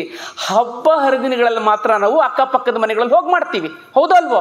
ಅರ್ಶ ಕುಂಕುಮ ಕರಿತೀವಿ, ಬಾಗ್ನ ಕರಿತೀವಿ. ಆಮೇಲೆ ಅವ್ರ ಮನೆಯಲ್ಲೊಂದು ಹಬ್ಬ ಹರಿದಿನ ಆಗತ್ತೆ. ಅಂದರೆ ಅವಾಗ ತಿಲಕರಿಗೆ, ಲೋಕಮಾನ್ಯ ತಿಲಕರಿಗೆ ಅನ್ನಿಸ್ತು, ನಾನು ಏನಾದರೂ ಇವ್ರನ್ನೆಲ್ಲರನ್ನೂ ಒಟ್ಟಿಗೆ ಸ್ವತಂತ್ರವಾಗಿ ಒಂದು ಹೋರಾಡಬೇಕು, ಎಲ್ಲರನ್ನೂ ಒಟ್ಟಿಗೆ ಕರಬೇಕು ಅಂತ ಹೇಳಿದ್ರೆ ನಾವು ಯಾವುದೊಂದು ಹಬ್ಬ ಹರಿದಿನಗಳು ಇಟ್ಕೊಳ್ಬೇಕು. ಆ ಥರ ಹಬ್ಬ ಹರಿದಿನಗಳು ಯಾವುದಪ್ಪ ಅಂತ ಯೋಚನೆ ಮಾಡ್ತಾ ಇರಬೇಕಿದ್ರೆ ಇವನ್ನ ಕೇಳಿದ್ರೆ, ನೀವು ಯಾವುದಪ್ಪ ಪೂಜೆ ಮಾಡ್ತಿದ್ರೆ, ನಾನು ಬರೀ ಶೈವ, ನಾನು ಬರೀ ಈಶ್ವರನ್ನೇ ದೊಡ್ಡವನು ಅಂತ. ಅಲ್ಲಿ ಯಾರೊಬ್ಬರನ್ನ ಕೇಳಿದ್ರೆ, ನಾನು ವಿಷ್ಣು ಅಂತ ಹೇಳಿದ್ರು. ಅಲ್ಲೇ ಇನ್ನೊಬ್ಬ ಯಾರು, ನಾನು ಇನ್ನೊಂದು ಅಂತಂದ್ರೆ ಇವರೆಲ್ಲ ಹೊಡೆದಾಡ್ಕೊಳ್ತಾ ಇರಬೇಕಿದ್ರೆ, ಇಡೀ ಪ್ರಪಂಚದಲ್ಲಿ ಇಡೀ ಸಮಸ್ತ ಸನಾತನಿಗಳು ಒಪ್ಪುವಂತ ಯಾವುದಾದ್ರೂ ದೇವರಿದೆ ಅಂತ ಹೇಳಿದ್ರೆ ಯಾವ ದೇವರು? ಗಣಪತಿ ಅಂತ ಅವ್ರಿಗೆ ಅರ್ಥ ಆಯಿತು. ಹಾಗಾಗಿ ಏನು ಮಾಡಿದ್ರು ಅಂತ ಹೇಳಿದ್ರೆ, ಎಲ್ಲರ ಮನ ಮತ್ತು ಮನೆಗಳಲ್ಲಿದ್ದಂಥ ಗಣಪತಿನ ತಗೊಂಬಂದು ಸಾರ್ವಜನಿಕವಾಗಿ 1893ನೇ ಇಸ್ವಿಲಿ ಪುಣೆಯಲ್ಲಿ ಮೊಟ್ಟ ಮೊದಲನೇ ಬಾರಿಗೆ ಒಂದು ಪೆಂಡಾಲ್ ಮಾಡಿದ್ರು. ಅಲ್ಲೊಂದು ಗಣೇಶನ ಕೂಡ್ಸಕ್ಕೆ ಶುರು ಮಾಡಿದ್ರು. ಆ ಗಣೇಶ ಕೂಡಿದಾಗ ಮೊದಲಿನ ಇಷ್ಟೇ ಜನ ಇದ್ರು, ಜಾಸ್ತಿ ಜನ ಇರಲಿಲ್ಲ. ಅವತ್ತಿನ ದಿವಸ ತಿಲಕರು ಮಾಡಿದಂಥ ಒಂದು ದಿಕ್ಸೂಚಿ ಭಾಷಣ ಇರತ್ತಲ್ಲ, ಅದು ಎಲ್ಲರ ಮನಸ್ಸಿನ ಬದಲಾವಣೆ ಮಾಡ್ತು. ಹೇಳಿದ್ರಲ್ಲ, ನಂದಾದೀಪ ಥರ ಹಚ್ಚಿದ ಕಿಚ್ಚು ಹತ್ತಿಸ್ತದು. ಆ ಕಿಚ್ಚು ಹಚ್ಚದಂದ್ರೆ ಒಂದೇ ನೋಡ್ತಾ ನೋಡ್ತಾ ನೋಡ್ತಾ ನೋಡ್ತಾ ಇದ್ದಂಗೆ ಎಲ್ಲ ಕಡೆ ಒಂದೇ ನಡಿ ಇಡೀ ದೇಶಾದ್ಯಂತ ಗಣೇಶನ ಪೂಜೆಗಳ ಮುಖಾಂತರ ಹಿಂದೂಗಳೆಲ್ಲ ಒಟ್ಟಾಗಿ ಬಂದರು. ನೋಡಿ, ಇಲ್ಲಿ ಬರೋಕ್ಕಿಂತ ಮುಂಚೆ ಸಾಂಸ್ಕೃತಿಕ ಕಾರ್ಯಕ್ರಮಗಳಾಯಿತು, ಕೋಲಾಟ ಮಾಡಿದ್ರು, ಅಲ್ಲಿ ಒಂದು ಇದು ಮಾಡಿದ್ರು, ನೃತ್ಯ ಮಾಡಿದ್ರು. ಎಲ್ಲ ಮಾಡಬೇಕಿದ್ರೆ ಒಂದು ಕೋಲಾಟ ಮಾಡಿದ್ರೆ ಒಬ್ಬರೇ ಆಯ್ತಾ? ಒಬ್ಬರೇ ಸೇರ್ಕೊಂಡು ಮಾಡಿದ್ರು. ಎಷ್ಟು ಸುಮಾರು 8-10 ಜನ ಇದ್ರು. ಹಾಡುಗಳು ಹೇಳಿದ್ರು, ಅಂದರೆ ಹಾಡು ಹಸೆಗಳಲ್ಲಿ ಎಲ್ಲ ತಾಯಂದ್ರು ಸೇರ್ಕೊಂಡ್ರು, ಶ್ರದ್ಧೆಯ ತಾಯಂದ್ರು ಸೇರ್ಕೊಂಡ್ರು, ಗಂಡಸರು ಸೇರ್ಕೊಂಡ್ರು. ಎಲ್ಲರೂ ಸೇರ್ಕೊಂಡಿದ್ದ ಕಾರಣದಿಂದಾನೇ ಸ್ವತಂತ್ರದ ಕಿಚ್ಚು ಹತ್ತಿತು. ಹಾಗಾಗಿ ಗಣೇಶನ ಹಬ್ಬ ನಮಗೆ ಕೇವಲ ಧಾರ್ಮಿಕವಾಗಿ ಉಳಿದಿಲ್ಲ, ಅದೊಂದು ಸಾಮಾಜಿಕವಾಗಿ ಒಂದು ಪರಿವರ್ತನೆಗೆ ತಗೊಂಡು ಬಂತು, ಮತ್ತು ಸ್ವಾತಂತ್ರ್ಯವಾಗಿ ಒಂದು ದೊಡ್ಡ ಬದಲಾವಣೆ ತಂತು. ಹಾಗಾಗಿ ತಿಲಕರಿಗೆ, ಲೋಕಮಾನ್ಯ ತಿಲಕರಿಗೆ ಒಂದು ಜೋರಾದ ಚಪ್ಪಾಳೆ ಬರಲಿ. ಅದಾದಮೇಲೆ ಎಲ್ಲ ಕಡೆನೂ ಹಾಗಾಗಿ ಚಲನೆ ಮಾಡಿ ಗಣೇಶನ ಹಬ್ಬ ಜೋರಾಗಿ ಮಾಡಿದ್ರು. ದುರದೃಷ್ಟವಶಾತ್ ಇವತ್ತು ಏನಪ್ಪ ಆಗಿದೆ ಅಂತ ಹೇಳಿದ್ರೆ, ಸ್ವತಂತ್ರ ಬಂತು, ಬ್ರಿಟಿಷ್ನ ಸ್ವತಂತ್ರ ಬಂತು ಅಂದರೆ ನಮ್ಗೆ ಅಧಿಕಾರ ಸಿಕ್ತು. ಸ್ವತಂತ್ರ ಬಂತು ಅಂದರೆ ಅಧಿಕಾರ ಬಂತು ಅಷ್ಟೇ. ಅಧಿಕಾರ ಬೇರೆ ಯಾರೋ ಇದ್ರು, ಬ್ರಿಟಿಷರು ಆಳ್ತಾ ಇದ್ರು, ಅದ್ರ ಬದಲು ಇನ್ಯಾರೋ ಒಬ್ಬರು ಆಳಕ್ಕೆ ಶುರು ಮಾಡಿದ್ರು ಅಷ್ಟೇ. ಸ್ವತಂತ್ರ, ನಿಜವಾದ ಸ್ವತಂತ್ರ ಬಂದಿದೆಯಾ ನಮಗೆ? ಸ್ವತಂತ್ರ ಬಂದಿದೆ ಅಂತ ಹೇಳಿದ್ರೆ, ನಿಮ್ಮ ಮನೆಯಲ್ಲಿ ಗಣೇಶ ಇಡಬೇಕಿದ್ರೆ ಯಾರು ಪರ್ಮಿಷನ್ ತೊಗೊಳ್ಬೇಕು? ಈ ರಸ್ತೆಯಲ್ಲಿ ಗಣೇಶ ಇಡಬೇಕಿದ್ರೆ ಯಾರು ಪರ್ಮಿಷನ್ ತೊಗೋಬೇಕು? ನಾವು ಯಾರು ತಗೋಬೇಕು? ಯಾಕೆ ಸ್ವಾಮಿ, ಇದು ಯಾರ್ದು ರಸ್ತೆ? ಇದು ಯಾರ್ದು ರಸ್ತೆ? ಜೋರಾಗಿ ಹೇಳಿ. ನಮ್ದಲ್ವಾ? ನಮ್ದೇ ತಾನೆ. ಗಣೇಶ ಯಾರ್ದು? ಯಾರು ಗಣೇಶ? ನಮ್ಮ ಗಣೇಶ ನಮ್ಮ ಮನೇಲಿ ಇಡ್ತೀವಿ. ನಮ್ಮ ರಸ್ತೆಯಲ್ಲಿ ಇಡ್ತೀವಿ, ಮತ್ತು ನಾವು ಮೆರವಣಿಗೆ ತೊಗೊಂಡು ಹೋಗ್ತೀವಿ. ಮೆರವಣಿಗೆ ತೊಗೊಂಡು ನಮ್ಗೆ ಇಷ್ಟ ಬಂದಿದ್ದ ರಸ್ತೆಯಲ್ಲಿ ತೊಗೊಂಡು ಹೋಗ್ತೀವಿ. ಅದಕ್ಕೆ ಬೇರೆಯವ್ರ ಅಪ್ಪಣೆ ತೊಗೊಳ್ಬೇಕಾ ನಾವು? ನಾವು ಯಾವ ರೀತಿ ಕ್ಷಾತ್ರ ವೀರ್ಯ ನಾವೆಲ್ಲ ಕಳ್ಕೊಂಡ್ಬಿಟ್ಟಿದ್ದೀವಿ. ಹೇಗೆ ಅಂತ ಹೇಳಿದ್ರೆ, ಯಾರಿಗೂ ನಾವು ಮುಂಚೆ ಹೇಳಿದ್ರಲ್ಲ, ನಮಗೆಲ್ಲ ತುಂಬ ನಾವು ಶಕ್ತಿ ಇದೆ, ಅದೆಲ್ಲ ನಿರ್ವೀರ್ಯರಾಗಿ ಕೂತ್ಕೊಂಡ್ಬಿಟ್ಟಿದ್ದೀವಿ. ನಮ್ಮಲ್ಲಿ ಏನು ಮಾಡ್ತೀವಿ ಅಂತ ಹೇಳಿದ್ರೆ, ಯಾವುದಾದ್ರು ಮಕ್ಕಳನ್ನ ಕೇಳಿ ಏನಾಗ್ತೀಯಮ್ಮ ಅಂತ ಹೇಳಿದ್ರೆ ಡಾಕ್ಟ್ರು, ಏನಾಗ್ತೀಯ ಇಂಜಿನಿಯರು ಹೇಳ್ಕೊಳ್ತಾರೆ. ನಾವು ಏನಂತ ಹೇಳಿದ್ರೆ ಮೊದಲೇ ಹೇಳ್ತಾರೆ, ಏನು ಮಾಡ್ತಿದ್ದಾರೆ, ನನ್ನ ಮಗ ಇಂಜಿನಿಯರ್ ಆಗಿದ್ದಾನೆ, ಎಲ್ಲಿದ್ದಾನೆ, ಅಮೆರಿಕಾದಲ್ಲಿದ್ದಾನೆ, ನನ್ನ ಮಗಳೇನಿದ್ದಾನೆ ಡಾಕ್ಟರ್ ಆಗಿದ್ದಾಳೆ, ಅಲ್ಲದು US ಅಲ್ಲಿದ್ದಾಳೆ, ಅಲ್ಲಿದ್ದಾಳೆ, ಇಲ್ಲಿದ್ದಾಳೆ ಅಂತಾರೆ.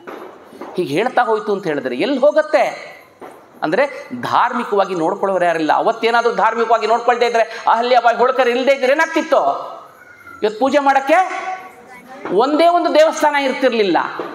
ಹಾಗಿರ್ಬೇಕಿದ್ರೆ ಇವತ್ತು ಏನಾಗಿದೆ, ಸುಮ್ಮನೆ ಒಂದು ಹೇಳ್ತೀನಿ, ಒಂದು ಗೆರೆ ಬೆಳಿತೀನಿ, ಒಂದು ಗೆರೆ ಎಳೆದು ಈ ಗೆರೆನ ಮುಟ್ಟದಲ್ಲೇ ನೀವು ಅಳಿಸ್ದಲ್ಲೇ ಇದನ್ನು ಚಿಕ್ಕದು ಮಾಡಬೇಕು ಅಂದರೆ ಏನು ಮಾಡಬೇಕು?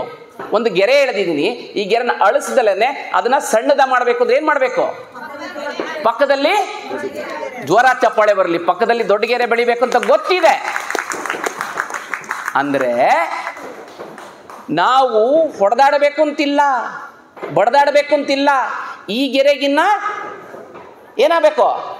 ದೊಡ್ಡದಾಗಬೇಕು ಅಂತ ಹೇಳಿದ್ರೆ ನಾವು ಕ್ಷಾತ್ರ ತೇಜ ಇರಬೇಕು, ಶೌರ್ಯವಂತರಾಗಿರ್ಬೇಕು. ನಮ್ಮ ಮಕ್ಕಳಿಗೆ ಏನು ಹೇಳ್ಕೊಡ್ಬೇಕಪ್ಪ ಅಂತ ಹೇಳಿದ್ರೆ, ಬರೀ ಹಿಂದಿನ ಕಾಲದಲ್ಲಿ ನಾವು ಓದ್ತಾ ಇರಬೇಕಿದ್ರೆ, ನಾನು ಚಿಕ್ಕ ಹುಡುಗ ಇರಬೇಕಿದ್ರೆ ನಮ್ಮ ಮನೇಲಿ ನಾವು ದಿವಸದಲ್ಲಿ 12 ಗಂಟೆ 14 ಗಂಟೆ ಬೀದಿಲೇ ಕಳೀತಾ ಇದ್ವಿ. ಮನೆಗೆ ಬಂದು ಪಾಠ ಶಾಲೆ ಇದು. ಇವತ್ತೇನಾಗಿದ್ದಾರೆ ಎಲ್ಲ ತದ್ವಿರುದ್ಧ. ಬರೀ ಮನೇಲಿ ಹಾಕ್ಕೊಂಡು ಒಂದು ಮೊಬೈಲ್ ಕೊಟ್ಬಿಟ್ಟು, ಮೊಬೈಲ್ ಕೊಟ್ಟು ಏನೇ ಮಾಡಿದ್ರು ಮೊಬೈಲು ಟಿ ವಿ ಅವ್ನು ಓದಬೇಕು, 100ಕ್ಕೆ 99 ಬರಬೇಕು, 99 ಬರಬೇಕು. ಎಲ್ಲ 99 ಬಂದ್ಬಿಟ್ರೆ ಆಗೋದಿಲ್ಲ ಸ್ವಾಮಿ. ಎಲ್ಲ 99 ಬಂದು ಕೊನೆಗೆ ನಾವೇನಾಗತ್ತೆ ಅಂತ ಹೇಳಿದ್ರೆ, ಎಲ್ಲೋ ಬೇರೆ ಯಾರಿಗೂ ದುಡಿತಾ ಇರ್ತೀವಿ, ಮತ್ತೆ ನಾವು ದಾಸ್ತಿಕ್ಕೆ ಒಳಗಾಗ್ತೀವಿ. ನಾವು 300 ವರ್ಷಗಳ ಕಾಲ ಆಳ್ವಿಕೆ, ಸುಮಾರು 1000 ವರ್ಷಗಳ ಕಾಲ ಬೇರೆ ಬೇರೆಯಿಂದ ಆಳ್ಕೊಂಡು ಬಂದಿದ್ದೀವಿ. 300 ವರ್ಷಗಳ ದಾಸ್ಯದಿಂದ ಬಂದಿದ್ದೀವಿ. ಈಗ ಒಂದು 75 ವರ್ಷದಿಂದ ಹೊರಗಡೆ ಬಂದಿದ್ದೀವಿ. ಮತ್ತೆ ನಮ್ಮ ಕ್ಷಾತ್ರ ತೇಜ ನಿರ್ವೀರ್ಯತೆಯಿಂದ ಹೋಗ್ತಾ ಇದ್ದೀವಿ. ಬೇಕಾ ಇದು? ಅದು ಬೇಡ ಅಂದ್ರೆ ಏನಾಗ್ಬೇಕು? ನಾವು ನಮ್ಮ ಮಕ್ಕಳುಗಳಿಗೆ ನಾವು ಒಳ್ಳೆ ಸಂಸ್ಕಾರ ಕಳಿಸ್ಕೊಡ್ಬೇಕು. ಇವತ್ತು ನಾವು ಹೇಳ್ಕೊಡ್ತೀವಿ, ಪ್ರಪಂಚದಲ್ಲಿ ನಾವು ತುಂಬ ದೊಡ್ಡದು, ನಮ್ಮಲ್ಲಿ ತುಂಬ ಜನ ಜಾಸ್ತಿ. ಚೀನಾ ಇನ್ನೊಂದು ಸ್ವಲ್ಪ ಜನ ಪ್ರಪಂಚದ 2ನೇದಲ್ಲಿದ್ದೀವಿ. ಮೊದಲನೇದು ಚೀನಾ, ಅತ್ಯಂತ ಜನಸಂಖ್ಯೆ. 2ನೇದು ಭಾರತ. ಇನ್ನೇನು ಕೆಲವೇ ವರ್ಷಗಳಲ್ಲಿ ನಾವು ದೊಡ್ಡವರಾಗ್ಬಿಡ್ತೀವಿ. ನಾವು ಚೀನಾನು ದಾಟಿ ಮುಂದೆ ಹೋಗ್ಬಿಡ್ತೀವಿ. ಮಕ್ಕಳು ಹುಟ್ಟಿಸಿದ್ರಿಂದ ದೊಡ್ಡವರಾಗೋದಲ್ಲ, ಆ ಮಕ್ಕಳದಲ್ಲಿ ಕ್ಷಾತ್ರ ತೇಜ ಇರಬೇಕು. ಎಷ್ಟು ಸ್ವಾಮಿ ಇವತ್ತು ನಿಮ್ಮ ಒಲಿಂಪಿಕ್ಸಲ್ಲಿ ಎಷ್ಟು 1,140 ಕೋಟಿ ಇರೋ ಜನದಲ್ಲಿ ಒಲಿಂಪಿಕ್ಸಲ್ಲಿ ಎಷ್ಟು ಪದಕ ತೊಗೊಂಬಂದ್ರಿ ಸ್ವಾಮಿ? ನೀವು ಎಷ್ಟು ತೊಗೊಂಬಂದ್ರಿ? ಎಷ್ಟು ಚಿನ್ನ ಎಷ್ಟು ತಗೊಂಡ್ರಿ? ಇಲ್ಲವೇ ಇಲ್ಲ. ಪ್ಯಾರಾ ಒಲಿಂಪಿಕ್ಸ್ ನೋಡಿ, ಪ್ಯಾರಾ ಒಲಿಂಪಿಕ್ಸಲ್ಲಿ ಅಟ್ಲೀಸ್ಟ್ ಒಂದು 6ರಿಂದ 7 ಚಿನ್ನ ಬಂತು. ಜ್ವರ ಚಪ್ಪಾಳೆ ಬರಲಿ ಪ್ಯಾರಾ ಒಲಿಂಪಿಕ್ಸ್ ಅವರಿಗೆ. ಅವರು ತಮ್ಮ ದೇಹಗಳು ಅವ್ರು ಏನೋ ಯಾತಕ್ಕೆ ಅಂತ ಹೇಳಿದ್ರೆ, ನಮಗೆಲ್ಲ ಸುಖ ಬಂದ್ಬಿಟ್ಟಿದೆ. ನಮ್ಗೇನಂತ ಹೇಳಿದ್ರೆ, ಸುಖ ಇರಬೇಕಾದ್ರೆ ನಾವು ಯಾವುದು ಯೋಚನೆ ಮಾಡೋದಿಲ್ಲ. ಪ್ಯಾರಾ ಒಲಿಂಪಿಕ್ಸ್ ಅವರಿಗೆ ತಮ್ಮ ದೇಹದಲ್ಲಿ ನ್ಯೂನತೆಗಳಿದೆ, ಅದನ್ನು ಮೆಟ್ಟಿ ಬರಬೇಕು ಅಂತ ಇದೆ. ಹಾಗಾಗಿ ಅವರಲ್ಲಿ ಕ್ಷಾತ್ರ ಇದೆ, ಹಾಗಾಗಿ ಅವರದ್ದು ಒಂದು ದೊಡ್ಡದಿದೆ, ಏನೋ ಸಾಧನೆ ಮಾಡಬೇಕು ಅಂತ. ಹಾಗಾಗಿ ಅವ್ರು ಮಾಡಿದ್ರು. ನಮ್ಮ ಪ್ಯಾರಾ ಒಲಿಂಪಿಕ್ಸ್ ಅವ್ರ ಥರ ನಮ್ಮ ಎಲ್ಲ ಮಕ್ಕಳಂದರೆ, ನಾವು ಬರೀ ಮಕ್ಕಳನ್ನ ಓದೋದು, ಇಂಜಿನಿಯರಿಂಗ್ ಮಾಡೋದು, ಡಾಕ್ಟ್ರು ಮಾಡೋದಲ್ದಲೇ ನಾವು ಈ ದೇಶದ ಒಂದು ದೊಡ್ಡದಾದ ಒಂದು ಪ್ರಜೆ ಮಾಡಬೇಕು, ಅವನ್ನ ಒಳ್ಳೆಯದು ಮಾಡಬೇಕು. ಅದಕ್ಕೆ ಈ ಗಣೇಶ ಬೇಕು. ಸ್ಫೂರ್ತಿ ಎಲ್ಲಿಂದ ಬರುತ್ತೆ ಅನ್ನೋದಕ್ಕೆ ಈಗ ಚಿಕ್ಕಲ್ಲೊಂದು ಒಳ್ಳೆ ಹುಡುಗಿ ಒಂದು ಇನ್ನೆಷ್ಟು ಬೇಕೆನ್ನ ಹೃದಯಕ್ಕೆ ರಾಮ ಅಂತ ಹಾಡು ಹೇಳಂದು, ಹೌದೋ ಅಲ್ವೋ?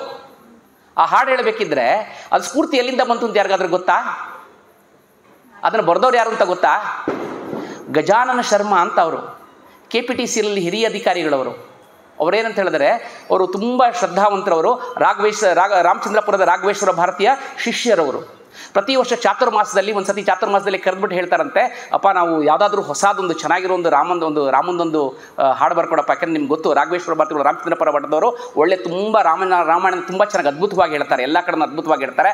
ಹೇಳ್ಬೇಕಾದ್ರೆ ಒಂದು ಚೆನ್ನಾಗಿರೋ ಒಂದು ಕಥೆ ಹೇಳಪ್ಪ, ಒಂದು ರಾಮ ಹೇಳೋಂಥದ್ದೊಂದು ಹಾಡು ಬರ್ಕೊಡಪ್ಪ ಅಂತ ಹೇಳ್ತಾರಂತೆ. ಒಂದು 15 ದಿವಸ ಸಮಯ ಕೊಡ್ತಾರಂತೆ. ಗುರುಗಳ ಅಪ್ಪಣೆ ಆಗೋಗಿದೆ. ಗುರುಗಳ ಅಪ್ಪಣೆ ಆದ್ಮೇಲೆ ಮಾಡಬೇಕಲ್ವ ಅಂತ, ಆಯಿತು ಗುರುಗಳೇ ಪ್ರಯತ್ನಿಸ್ತೀನಿ ಅಂತ ಹೇಳ್ಬಿಟ್ಟು ಹೋಗ್ತಾ ಇರ್ತಾರಂತೆ. 1 ದಿವಸ ಆಯಿತು, 2 ದಿವಸ ಆಯಿತು, 3 ದಿವಸ ಆಯಿತು. ಹೀಗೆ ಹೋಗ್ಬೇಕಿದ್ರೆ ಏನಾದರೂ ಬರ್ತಾನೆ ಇರಲ್ಲ. ಈ ಕವಿ ಇದೆಯಲ್ಲ, ಅದು ಸುಮ್ಮನೆ ಕವಿತೆ ಬರೀಬೇಕು ಅಂದರೆ ಅದು ಅರ್ಧಕ್ಕಿದ್ದಕ್ಕೆ ಬರಲ್ಲ, ಅದಕ್ಕೆ ಒಂದು ಸ್ಫೂರ್ತಿ ಬರಬೇಕು. ಹೋಗ್ತಾ ಇರಬೇಕಿದ್ರೆ, ಅಲ್ಲೆಲ್ಲೋ ಹೋಗ್ತಾ ಇರಬೇಕಿದ್ರೆ, ಒಂದು ರೋಡಲ್ಲಿ ಇನ್ನೇನು ಅವರು ಹೇಳಿದಿರೋಂಥ ಸಮಯ ಬಂದುಬಿಟ್ಟಿದೆ ಅಂತ ಹೇಳಬೇಕಿದ್ರೆ, ಆ ದಾರಿಯಲ್ಲಿ ಹೋಗ್ತಾ ಇರಬೇಕಿದ್ರೆ ಅಲ್ಲೊಂದು ಅವರಿಗೆ ಅಡ್ವರ್ಟೈಸ್ಮೆಂಟ್ ಕಾಣಿಸ್ತಂತೆ. ಆಗ 90ನೇ ಇಸ್ವಿಲಿ ಒಂದು ಪೆಪ್ಸಿ ಕೋಲಾ ಅಂತ ಒಂದು ಬರ್ತಾ ಇತ್ತು, ಪೆಪ್ಸಿ ಅಂತ. ಅದರಲ್ಲೊಂದು ದೊಡ್ಡದಾದಿತ್ತು, ಎ ದಿಲ್ ಮಾಂಗೆ ಏನೋ ಎ ದಿಲ್ ಮಾಂಗೆ ಮೋರ್ ಅಂತ ಇತ್ತು. ಅಂದರೆ ಆ ದಿಲ್ ಮಾಂಗೆ ಅಂದರೆ ಇನ್ನೆಷ್ಟು ಹೃದಯಕ್ಕೆ ಬೇಕೆನ್ನ ರಾಮ ಅಂತ ಥಟ್ ಅಂತ ಬಂತಂತೆ. ಈ ದಿಲ್ ಮಾಂಗೆ ಮೋರೇನೆ ಕ್ಯಾಪ್ಟನ್ ಬಾತ್ರಾಗೂ ಬಂದಿತ್ತು, ಹೌದಲ್ವೋ? ಕಾರ್ಗಿಲ್ ಇದ್ದ ಸಮಯದಲ್ಲಿ ಒಂದು ಕಾರ್ಗಿಲ್ ಗೆದ್ಕೊಂಡ್ಬಂದ್ಮೇಲೆ ತಿರ್ಗಾ ಹೋಗಿ ಅದು ಸಾಕು ನಿಂದು ಒಂದು ತೊಗೊಂಬಂದ್ಬಿಟ್ಟಿದ್ದ, ಟೈಗರ್ ಹಿಲ್ನ ವಶಪಡಿಸ್ಕೊಂಡು ಬಂದಿದ್ಯಾ ಅಂತ ಹೇಳಿದ್ರೆ ಅವನು ಅದೇ ಹೇಳಿದ್ದ, ಎ ದಿಲ್ ಮಾಂಗೆ ಮೋರ್. ಇವತ್ತು ನಾನು ಹೇಳ್ತಾ ಇದ್ದೀನಿ, ಎ ದಿಲ್ ಮಾಂಗೆ ಮೋರ್.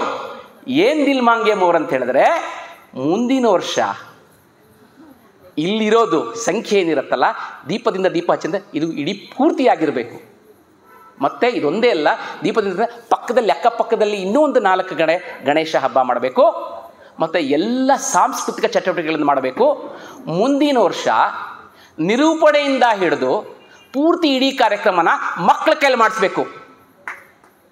ಎ ದಿಲ್ ಮಾಂಗೆ ಮೋರ್ ಅಂದರೆ ಇಲ್ಲಿ ದೊಡ್ಡವ್ರು ಮಾಡ್ತಾ ಇದ್ದಾರೆ, ಆ ದೊಡ್ಡವರಿಗೆಲ್ಲ ಸಾಕು ಎಷ್ಟಂತ ಮಾಡ್ತಾರೆ, ಅಲ್ಲಿ ಅವ್ರು ಕಷ್ಟಪಟ್ಟು ಇನ್ನೂ ಮಾಡ್ಕೊಂಡು ಮಾಡ್ತಾರೆ, ಬಿಟ್ಬಿಡಿ, ಅವ್ರು ಹೇಳ್ಕೊಡಕ್ಕೆ ಬಿಟ್ಬಿಡಿ, ಮಕ್ಕಳು ಮಾಡಿಸಿ. ಯಾಕೆ ಮಕ್ಕಳನ್ನು ಮಾಡಿಸ್ತೀನಿ ಅಂತ ಹೇಳಿದ್ರೆ, ಇವತ್ತು ಬರಬೇಕಿದ್ರೆ ನಾನು ಇದಕ್ಕೊಂದೊಂದು ಹೇಳ್ಬಿಟ್ಟು ನಾನು ಇವತ್ತು ಮಾತನ್ನು ಮುಗಿಸ್ತಾ ಇದ್ದೀನಿ. ಇವತ್ತು ಬರಬೇಕಿದ್ರೆ ನಾನು ಎಲ್ಲೋ ಹೊರಗಡೆ ಹೋಗಿದ್ದೆ, ಒಂದು ಇದು ಚಿಕಿತ್ಸೆಗೆ ಹೋಗಿದ್ದೆ, ಮಲ್ಲೇಶ್ವರಂಗೆ ಹೋಗಿ ನನ್ನ ಟ್ರೀಟ್ಮೆಂಟ್ಗೋಸ್ಕರ ವಾಪಸ್ ಬರ್ತಾ ಇರಬೇಕಿದ್ರೆ BL ಸರ್ಕಲಲ್ಲಿ ಅಲ್ಲಿಂದ ಸುಮಾರು ಜನ ನಿಂತ್ಕೊಂಡಿದ್ರು. ಏನಂತ ನೋಡಿದಾಗ ನಮ್ಮೊಬ್ಬರು ಹಿರಿಯರೊಬ್ಬರು ಕಾಣಿಸಿದ್ರು, ಶ್ರೀಕಾಂತ್ ಗೊತ್ತಿರ್ಬೋದು, HMT ಅವರಿಗೆ ಗೊತ್ತಿರ್ತಾರೆ, ಓಕೆ, ಶ್ರೀಕಾಂತ್ ಮಯ್ಯ ಅಂತ, ವಯಸ್ಸಾಗಿದ್ದು, ಅವ್ರು ನಡ್ಕೊಂಡು ಬರ್ತಾ ಇದ್ರು. ಯಾಕೆ ಅಂತ ನಾನು ಗಾಡಿ ನಿಲ್ಲಿಸಿದೆ, ಕಾರ್ ನಿಲ್ಲಿಸ್ಬಿಟ್ಟು ಬಂದೆ, ಹತ್ತಿ ಅಂತ ಹೇಳಿದೆ.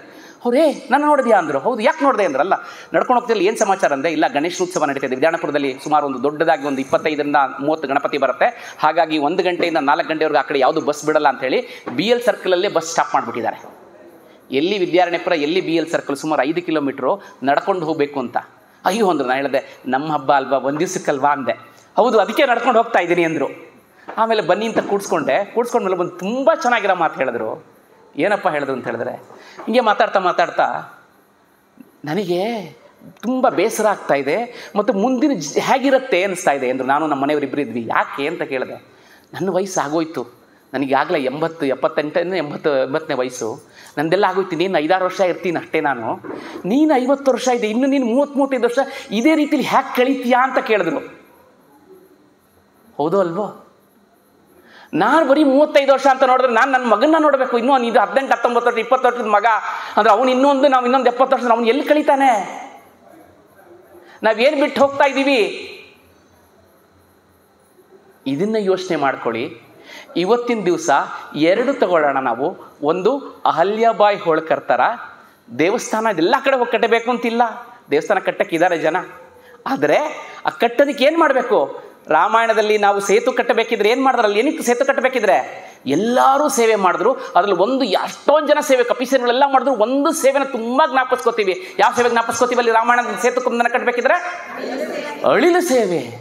ಏನಂದ್ರೆ ಅಳಿಲು ಸೇವೆ. ಅಲ್ಲಿ ಹೋಗಿ ರಾಮನ ಹತ್ರ ಹೋಗಿ ಕೇಳ್ಕೊಳ್ತಂತೆ, ನಾನು ನಿನ್ನ ಸೇತುವೆ ಕಟ್ಟೋದಕ್ಕೆ ನಾನು ಸಹಾಯ ಮಾಡ್ತೀನಿ ಅಂತ. ಅವಾಗ ಲಕ್ಷ್ಮಣ ಕೇಳ್ತಾರಂತೆ, ಹೇ ನೀನೇನು ಸೇರ್ತೆ, ನೀನೇನು ಮಾಡ್ತೀಯ ಅಂತ ಹೇಳಿದೆ.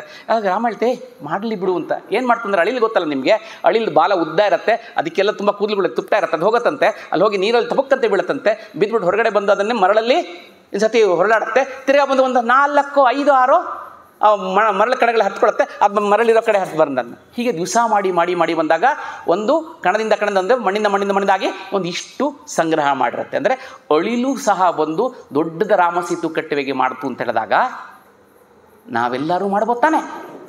ಹೌದು ಅಲ್ವೋ? ಎ ದಿಲ್ ಮಾಂಗೆ ಮೋರ್. ಹಾಗಾಗಿ ನಮ್ಮ ಮನೆಯಲ್ಲಿ ಇವತ್ತಿನಿಂದಾನೆ ನಮ್ಮ ಮನೆಯಲ್ಲ, ಇದೇ ಕಾವೇರಿ ಬಳಗಿಂದ, ಇದೇ ರಸ್ತೆಯಿಂದಾನೆ ಎಲ್ಲರೂ ಒಂದ್ಸತಿ ಕೈ ಇಟ್ಕೊಂಡು ಹಿಂಗೆ ಅನ್ಬಿಡಿ, ಒಂದ್ಸತಿ ಇಟ್ಕೊಳ್ಳಿ. ಹೀಗೆ ನಾವೊಂದು ಪ್ರತಿಜ್ಞೆ ಮಾಡ್ತಾ ಇದ್ದೀವಿ. ನಮ್ಮ ಮಕ್ಕಳುಗಳಿಗೆ ನಾವು ಪ್ರತಿ ದಿವಸನೂ ನಮ್ಮ ಸಂಸ್ಕಾರಗಳನ್ನು ಕಳಿಸ್ಕೊಡ್ತೀವಿ.